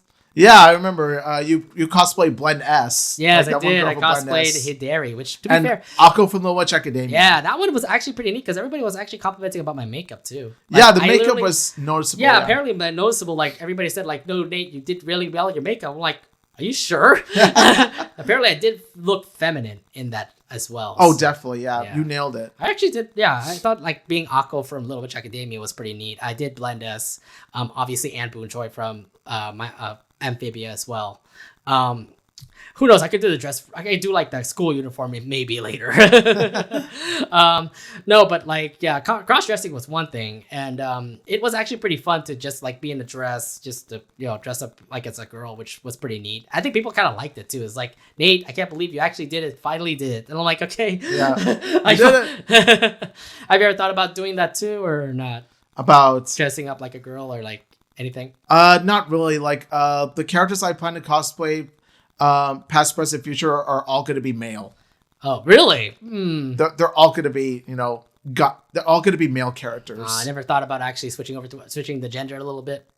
I mean, if I do, it would be like a gender bent version of the I know character. You did gender bent versions of the Loud House, for example. Yes, I did gender bent Lynn Loud. But then again, Lynn Loud as a boy is actually canon, so that's different. Yeah, so here's the thing, like, you could dress up as one of the girls too, I mean, I could dress up as Lori. I could just need to wear like a blue tank top and blonde hair. But I think it's more noticeable if it's like with a group. So if you have like the other Louds in the, other Louds that are cosplaying as well, then it would have been more noticeable for fans to like check out and take pictures with. If I do dress up as a girl, it'll definitely be Luna Loud because of the fact that she has short hair. Yeah, short hair, and she has that purple outfit and the dress and everything. Yes. Like, honestly, if I were to cosplay as a female character, which is not very likely, let's be honest, the chances are really low, it would be the Queen of Rock and Roll herself, Luna Loud. What other things can we talk about when it comes to Halloween? What events do you like go to when it comes to Halloween? Like, I used to go to Halloween haunts, but I don't as much anymore. Well, first off, Great America kind of sucks now. Yeah. I mean, I don't really go. Well, here's the thing that I also noticed about Great America. By the way, Great America is our theme park that's here in our area. It's pretty much the NorCal Disneyland. Yeah. Except not nearly as awesome as Disneyland. You should go to Six Flags. You should see how awesome that is. Really? Yeah, Six Flags. But it's like further up north in Vallejo if you want to go there. It's further up north of Vallejo. That's the problem, is that it's still... You can take a trip. You can take a trip all the way up there. It's still long travel. But still, I mean, it's worth it. All the roller coasters they have over there, plus the haunt they have over there is apparently pretty neat too.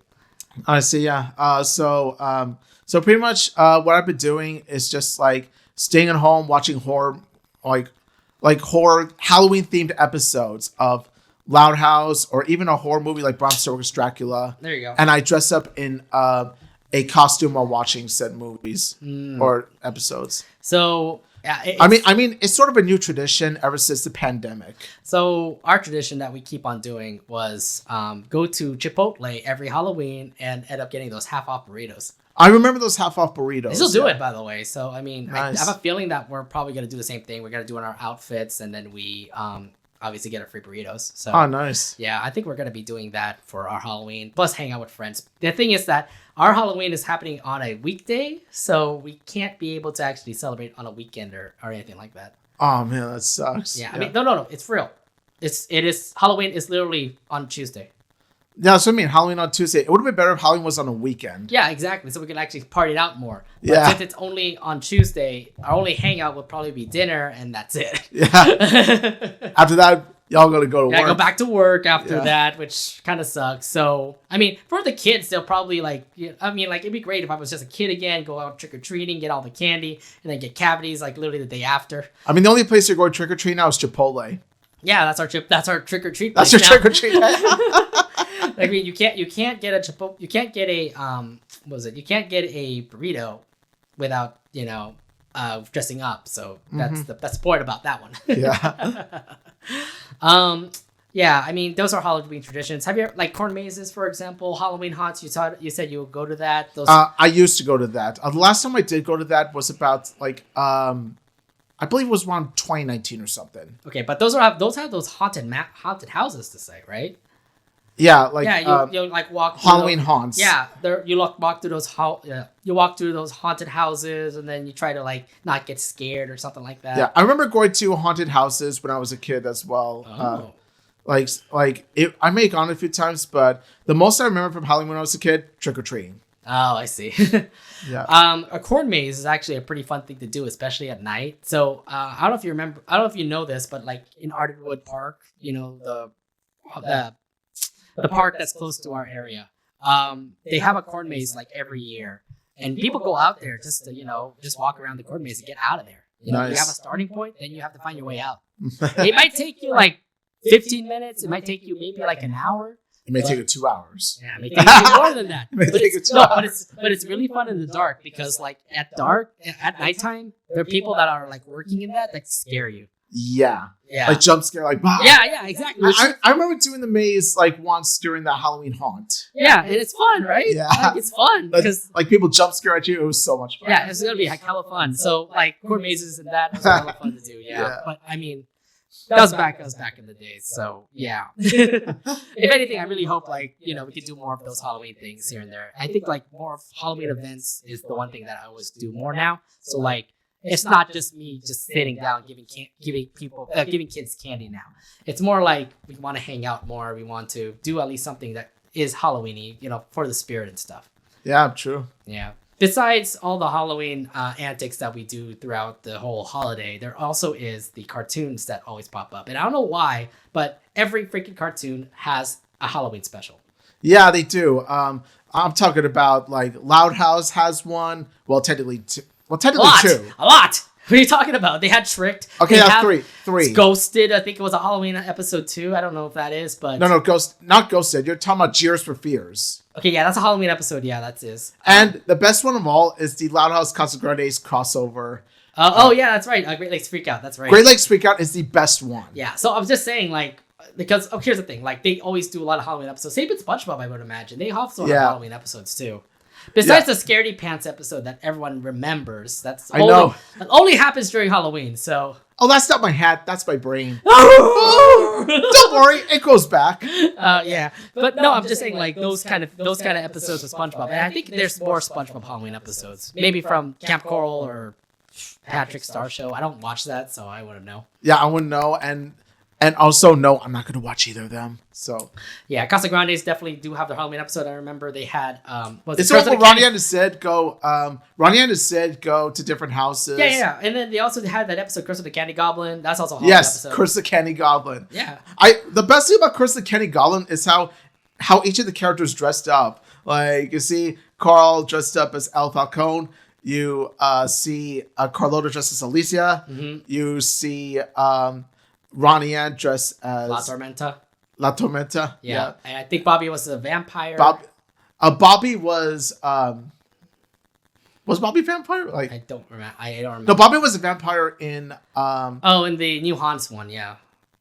The New Haunts episode, yeah. It's so weird because like it's literally the second episode of the Casa Grandes was a Halloween episode, and I was like, what? CJ dressed as Abuelo. Abuelo, yeah. CJ dressed as Hector was just so wholesome. I loved it. That was beautiful, by the way. And that's just, amazing, too. It was so wholesome. I do love the fact that, like, it was, what was it? Sergio, Lalo, and Carlitos that are, like, made up the whole Candy Goblin. Yeah, it turned out it was Carlitos and the birds, scaring them because Carlitos was too young for trick or treating, so he ended up getting the last laugh. I do have to say this though, it is pretty cool to do that. Yeah. Oh, sorry, somebody said Bobby dressed up as a zombie. Yes, Zombie Bobby. I remember now, Zombie Bobby. Zombie Bobby, yeah. Great Lakes Freakout. We get to see everybody dressed up as zombies for those who trick or treating. Like Carlota and Lenny also did come out to trick or treat with all the other kids. Although Carl, Abuelo, and Bobby ended up dressed up as vampires for summoning zombies. Yes. That's what I love about that episode is each Loud interacting with each Casa Grande. It's like, that episode gave us what we wanted. Yeah, it's something that we all wanted all along. Like, we wanted that kind of stuff. I mean, they all had like their own special Halloween episodes, and they only aired during Halloween. So unfortunately, we could be able to see, for example, like, Joyous for Fears. It's weird because like Joyous for Fears continues to like air in Cartoon Network. In Nickelodeon. The best way to describe Cheers for Fears is this. Imagine an entire 11 episode where it's just Shaggy and Scooby screaming the whole time. That's what you get with Cheers for Fears. Like, just Lincoln and Clyde screaming their asses off for 11 minutes. Yeah. And that's it. Yeah, it wasn't that great. I know that. It was annoying. It got old really fast. Yeah, it did. Oh, my God. There was that, but I mean, still, the Loud House and Casa Grandes, they still end up having their own kind of like episodes when it comes to something that's Halloween related. I mean, I really would love Telltale Heart to become a Halloween episode. That was really scary. Yeah, I agree. Like, I agree. Yeah, I feel like those episodes, I mean, those 2 episodes definitely felt like very scary-ish. So I'm assuming Detail Heart is one of my favorite Lola episodes. Yeah. It was like thrilling for Lola because she stole like a doll or something, or Lucy's doll. People said Ghosted would be a Halloween episode, but I'm pretty sure they say no just because it's Lori just being scared of ghosts. Yeah, that's kind of the thing. Is like there was some spookiness at Ghosted, but it's not as Halloween themed as some of the others. Yeah, and I really hope it. I don't know. I just hope it was like something that was great. Unfortunately, not. It's supposed to be about my girl Lori. Come on. Yeah, and it ended up being mid at best. Yeah. Screw you guys. Thankfully, like the other Fairway University episodes that came after it was, turned out to be much better because like they felt more in blend together with a university lifestyle environment. Yeah. No ghosts. Yeah. No supernatural. I don't know. Maybe they can redeem themselves with other ghosts, not really ghosted like episodes that we saw like from that one special. Maybe something that will probably be Halloween in Fairway University or something. Mm-hmm. Yeah, something that will at least get back Lori, from all all the shame that happened in that one special. Other Halloween specials that we could talk about. It's a Great Pumpkin, Charlie Brown. Okay, that's a classic. Everyone knows that one. Yes, it is a classic, and I remember like watching it. Being a Halloween tradition of mine, just watching It's a Great Pumpkin, Charlie Brown. Mm-hmm. You just see like Linus like so dedicated to like wait for the Great Pumpkin, and like he doesn't care about the fact that the other kids think that Linus is kind of crazy or weird, but think that that's what I love about Linus is that like he has such high self-esteem. Like he doesn't let others' opinions of him get the better of him. Like he's still dedicated to pretty much waiting for the Great Pumpkin. Yeah, I feel like you gotta feel a sense of pride. You gotta give credit for Linus for having a great sense of pride. I do feel like it definitely was a really awesome, just special. It's a classic. I mean, like we all grew up with watching the Great Pumpkin, Charlie Brown too. Yeah. So yeah, there's that. I got a rock. Now, yeah, I got this. I got that. I got a rock. Okay, that's a classic. I'm not gonna lie. Yeah. There's other cartoons that also did have their Halloween specials as well. I mean, like you had. Like, even the classics had their own Halloween specials. Like, what was it? Big City Greens. They had, like, 2 Halloween specials. Yes, they did. Blood Moon and Squashed. Yeah, that Squashed one was definitely freaky. Because it's like, oh, God, a freaking, like, thing came into the pumpkins. And then you have a big pumpkin that ends up, like, consuming the whole entire big city. All caused by Tilly. Yeah. Which, but by the way, I want to add on. Actually, this is a continuing theme of, kids dressing up as their elders.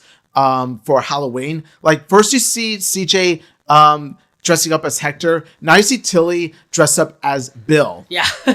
I love it. It's so sweet. I thought it was actually pretty sweet too. Yeah. Yes. So yeah, I mean that whole episode definitely was like a better Halloween episode compared to like Blood Moon. Blood Moon was more of like the animals being like cursed with a blood moon. They're all like being haunted or something. Like they were gonna attack like everybody there. Also, Gloria got trapped in the basement. In both. Actually, no. Gloria got trapped in both. I don't know, but like Gloria ends up like in the worst case scenario here. She ends up becoming a punching bag through Halloween. Yeah. What is that? She's a cat, and then she ends up like either like getting beat up, getting like eaten by the animals, not eaten by the animals, but getting surrounded by the animals, or end up getting like surrounded by pumpkins in that one Squashed episode. But here's a surprise twist: at least cats have 9 lives. Okay. So now the thing is like, what's the better like Halloween special that you thought was in for Big City? I'm gonna say Blood Moon. You think Blood Moon better? I like Squash. That definitely was a scary like special there. I would say like Blood Moon and Squashed. Like I love those 2, but if I had to pick, like Blood Moon stands out as a more classic episode to me. Okay, no, to me, I think it's Squash just because, like, it just all happens because of, like, Tilly being messed up, like, getting something that messes up everything. And then the whole entire town was about to be, like, engulfed with the pumpkin and stuff. And they have to defeat the pumpkin somehow, some way. What's interesting, though, about this is that, like, Bill and Tilly's roles have pretty much switched between the 2 Halloween episodes. Because with Blood Moon, it's pretty much Bill messing up everything and causing all of this. And Tilly ends up being disappointed Bill. In Squash, it's the other way around. No, it makes quite sense though. Yeah. I don't know. I don't know. Like both specials were still good, and I did love Squash a whole lot more to me. But Yeah. What really stood out to me was like, Bill saying to Tilly that, we make mistakes, but what's important is that, we learn from them. And I'm just like, that is definitely a reference to Blood Moon when Bill messed up. I just can't help but think that the reason why Bill is giving this advice to Tilly is because he knows what it's like to mess up on Halloween himself. Mm-hmm. Right. I mean, I don't know much to say there. Yeah. But besides that, Big City Grease definitely had their own like Halloween specials. You put up Shut In, by the way, from Amphibia, and that was some random episode because it literally just brought the girl. It literally had Anne back in Wartwood immediately. Yeah, it's pretty much it's a compilation of. It's pretty much like this. It's the Amphibia's own version of Treehouse of Horror. Yeah, okay. That's one thing we also want to talk about. Treehouse of Horror definitely is a classic for all the Simpsons fans. Oh yeah, Treehouse of Horror. There are some iconic ones. The ones that I do remember the most, of course, the aliens. Pretty much the Simpsons end up in the alien spaceship. Mm-hmm. I also remember the one where Mr. Burns was Dracula. Dude, they had like 30. They have like over many seasons of Simpsons, and they're going to have a Treehouse special in every one of them. Oh, and also when Homer, there was a parody of The Shining. There's this one Treehouse of Horror episode in which they parodied The Shining. I don't remember all of the Simpsons to say, but at least you know them all. I just remember the newest one had anime in it. Yeah, that's true. Did you remember? Like, I just remember seeing the clip of Lisa Simpson and like Death Note. Lisa Simpson, Death Note. I was like, whoa, what the fuck? Lisa Yagami. Yeah. Okay, we went to Simpsons for something, and now we're going back to Shut In here. So yeah, I mean, it's so weird because like when you saw the Amphibia episode Shut In, literally they went back to Wartwood while they were still on the way to Wartwood. It literally was the episode after what was it? It was literally the episode after the aquarium episode.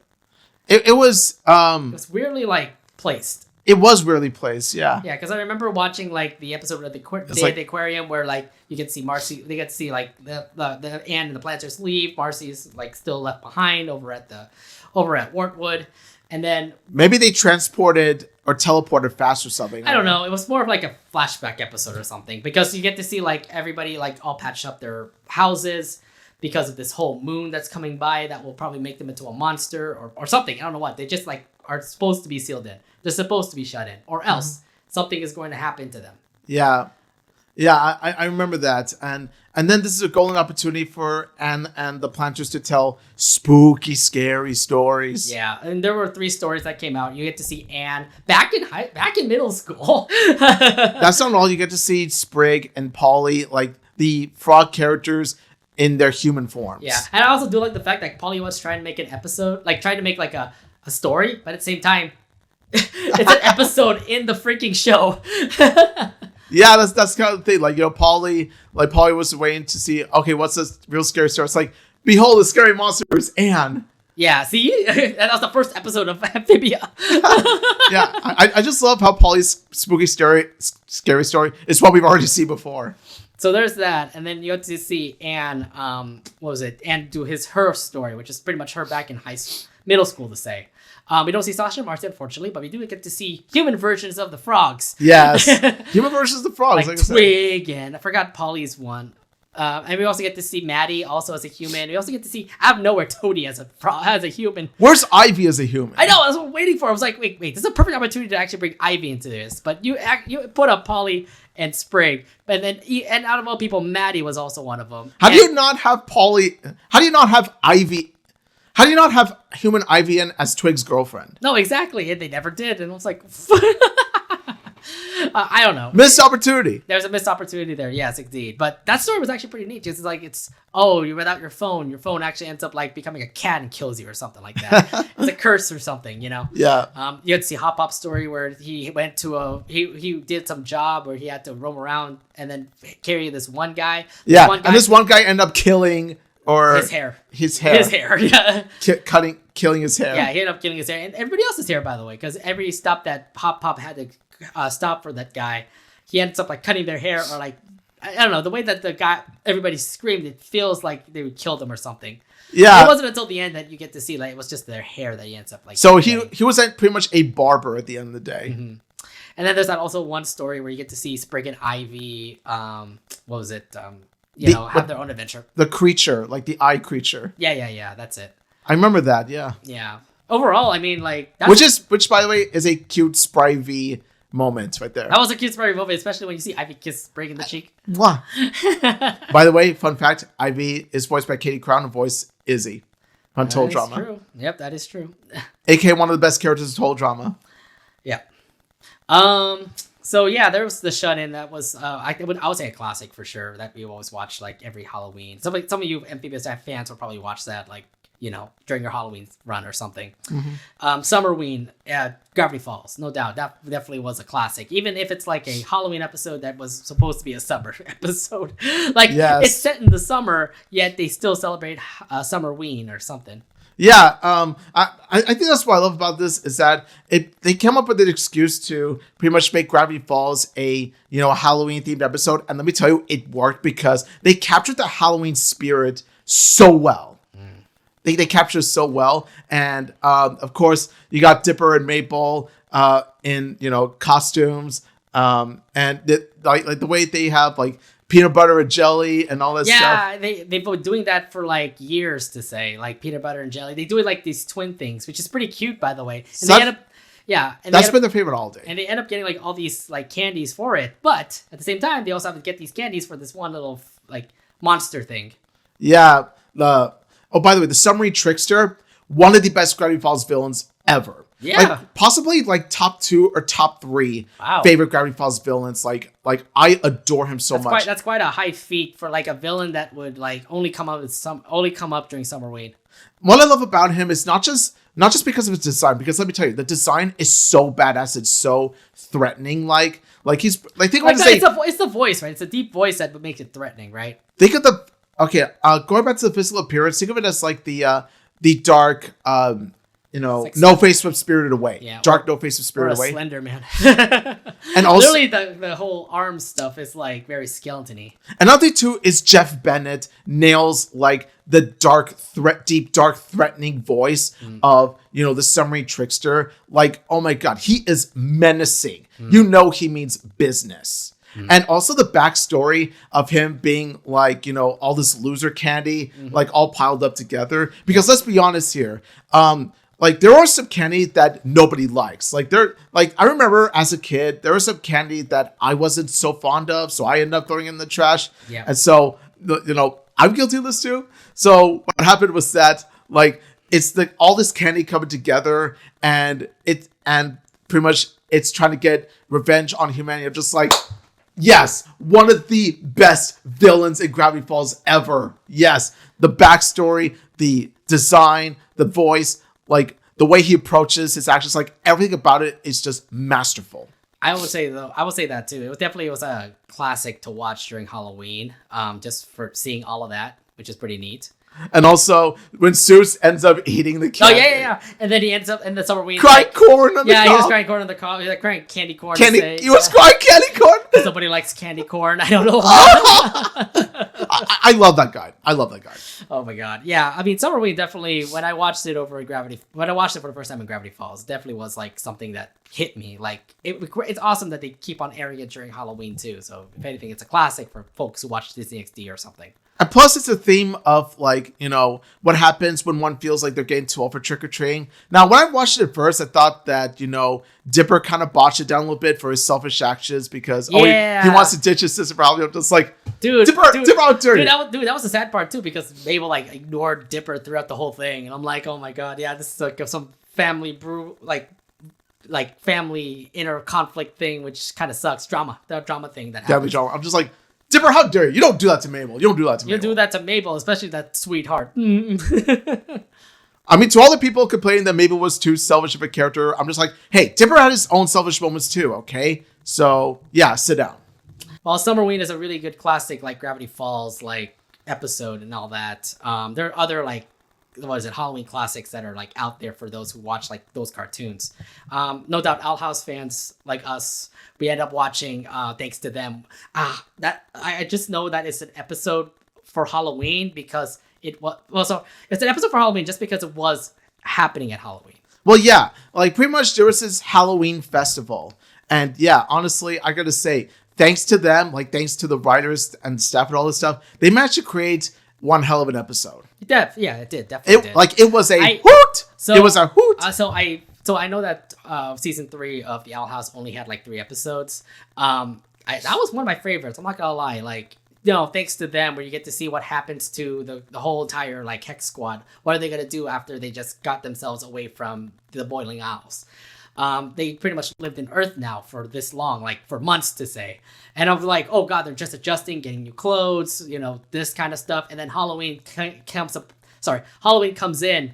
And they look to just try to be normal, like people, to say, while at the same time trying to get back into the Boiling Owls. That's what I love about the episode, is that you get to see the kids from Hex side pretty much try to blend into the human world, but they find it hard to do so because, well, the human world is different from their world, like Boiling Owls, but they do their best for Luz's sake, and I love it for that. I don't know why, but like every time it comes on air, for example, I want to watch it because there's just so many like amazing classic like moments that happen, like Luz announcing that she's bi, what was it, Amity and Lumity moments. There was also the time where you get to see Hunter and you get to see Bellows. That was one moment there. Hunter possessing Bellows, which is terrible. Yeah. And then of course. That thing. That thing. Oh my god. Oh, Flapjack, I'm so sorry what they did. Yeah. I'm so sorry what they did. So I like the episode just because it was the fun moments. Like throughout most of the episode, there are like fun moments where you get to see like the squad like hanging out, trying to find out how they can get like Titan's blood. And then you'd see like V hanging out with this group, with the crew too. New look V, by the way, looks beautiful. And also you get to see the backstory of Bellows and how he was really like one of the brothers trying to get the Titan's blood. That one person. V likes or something like that. I remember everybody wanted to like V, and that one person ended up like to become together or something like that. I remember she was voiced by Grey Griffin. Yeah, she was, and she was also in an earlier episode, Only Yesterday. Yeah, definitely was one of my favorite like season 3 episodes. Even though it was supposed to be a Halloween episode, it definitely did have that story that we were trying to look forward to. Like, oh, what happened to the squad? How are they living? How are they feeling right now? And of course, they need to get back to the Boiling House to save everybody, considering that the Collector was about to like wreak havoc. Same with Bellows, that kind of thing. So, I mean, it was just one little startup episode, but I really loved it just because it's just the squad just hanging out, just having their own fun moments, getting to see a little bit of secrets here and there, and things like that. Yeah, that's what I love about it too, is that it's pretty much it's the new normal of the Owl House, in which you see characters from the supernatural world coming into the human world and trying to pretty much like they're being introduced to this human world and they try to blend in with it. Like, how the Planters try to blend into LA. The same thing with the Hex side characters and how they try to blend into Luz's human world.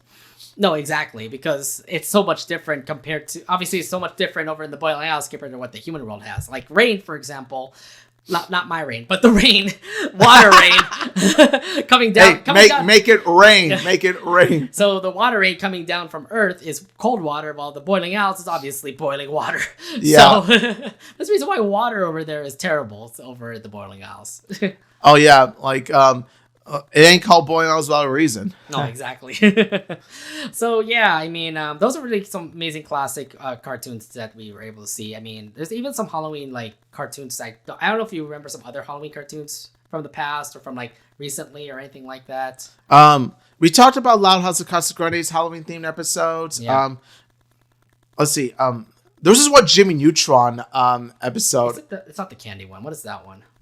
The Jimmy Neutron episode is the one where, like Carl Weezer turns into a vampire. Oh, that, yeah. And then Hugh Neutron is the Frankenstein. Yeah. Hugh Neutron is the goat, by the way. Hugh Neutron's the goat. And also, I remember Fairly Odd Parents, where I think Timmy made a wish and they became like the real people of like their costumes. So I remember like Trixie's like popular squad ended up becoming like real mechs. Yeah. And then Timmy becoming a real zombie. Yeah. It makes me wonder if Butch Hartman was inspired by mech anime to give, the popular kids the mech costumes. Yeah, right. I don't remember like thoroughly like other cartoons that ended up having like their own Halloween classics. They're like pretty old. I know Kim Possible had one. I know the Proud Family had one. But they're like pretty old that I don't remember them anymore. So Lilo and Stitch, the series, had one in which there was an experiment that could shape shift, and Lilo and Stitch had to catch it. That's also one of the ones I remember. So and I remember Gumball also had a Halloween episode too. It literally the title was called Halloween.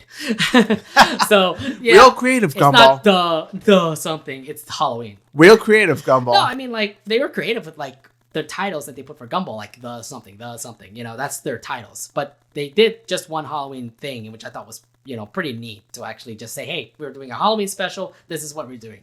So yeah. Also, Ed, and Eddie. Yeah. Ed and Eddie had a Halloween special in which Ed thought that everyone in the neighborhood was monsters, and then Ed tried to fight him. Oh, God, stupid Ed boy. Oh, God. I just adore the show, Ed and Eddie. It's one of the shows I could talk about for hours. It's a really good show, and it just, like, it's a classic. I know it's a classic and all. My favorite Cartoon Network show ever. Well, if you want some Halloween spooks, you could watch Courage the Cowardly Dog. Every Courage the Cowardly Dog. Every Courage the Cowardly Dog episode. Let's be honest. Courage the Cowardly Dog is pretty much a Halloween episode galore. Pretty much, yeah. Just because like everything in the episode has its villain and it's like being frightening. You can see Courage just scream throughout the whole entire show. So it's just By the way, rest in peace, Muriel and Eustace. Oh man, yeah. It's things because without them, we were not gonna have probably a reboot. No.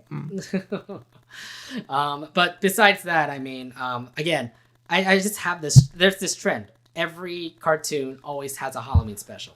Have you noticed that?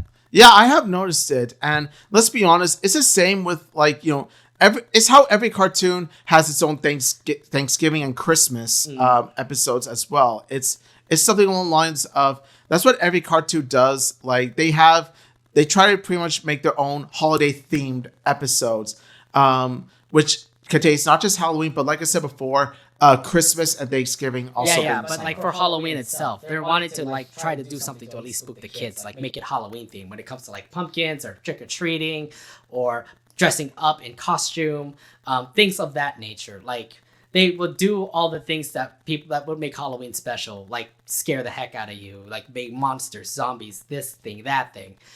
Those are what the Halloween specials do, and they do. And like I said, they do sometimes do a really good job with it.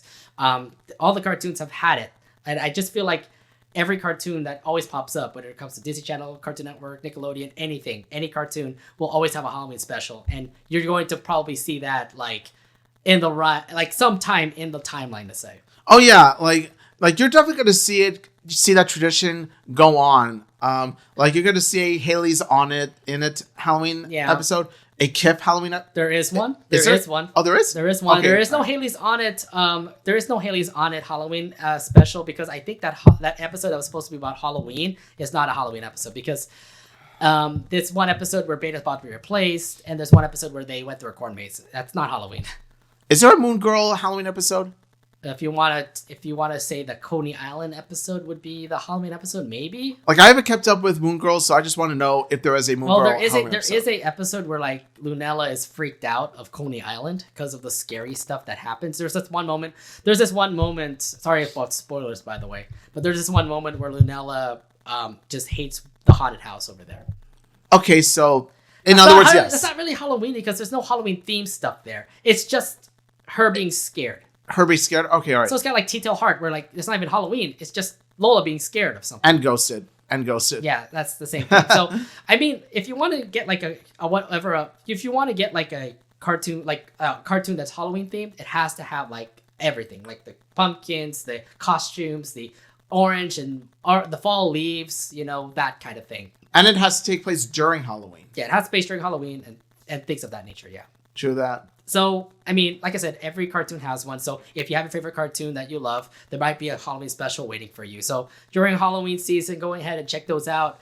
relive the moments of your favorite cartoon, relive the moments of the favorite Halloween specials you have, and always have a fun time this Halloween, by the way, because we're about to have a fun one this weekend, and I hope you guys have your favorite. Hope you guys have an awesome Halloween weekend yourselves. And also, if you have a particular favorite Halloween episode of not just a cartoon, but also of an anime or a live action show, we'd like to know, what are some of your favorite Halloween episodes or specials? Comment below and let us know. Yep. And I think that's pretty much it for our Halloween special here for the Anination Podcast. So happy Halloween to you, Hunter. And happy Halloween to you too, Raine. Yeah, thank you very much. I hope you guys enjoyed our Halloween special. Hope you guys have an amazing time trick-or-treating, eating candy, or doing whatever you want just for Halloween funs. That's it for our podcast episode here for the Anination Podcast. Thank you very much for watching. Bye! We'll hope to see you guys on the next one. Follow us on our socials, follow us on Twitch, follow us on YouTube, and everything else. But until then, we'll see you guys on the next one. Bye! Bye!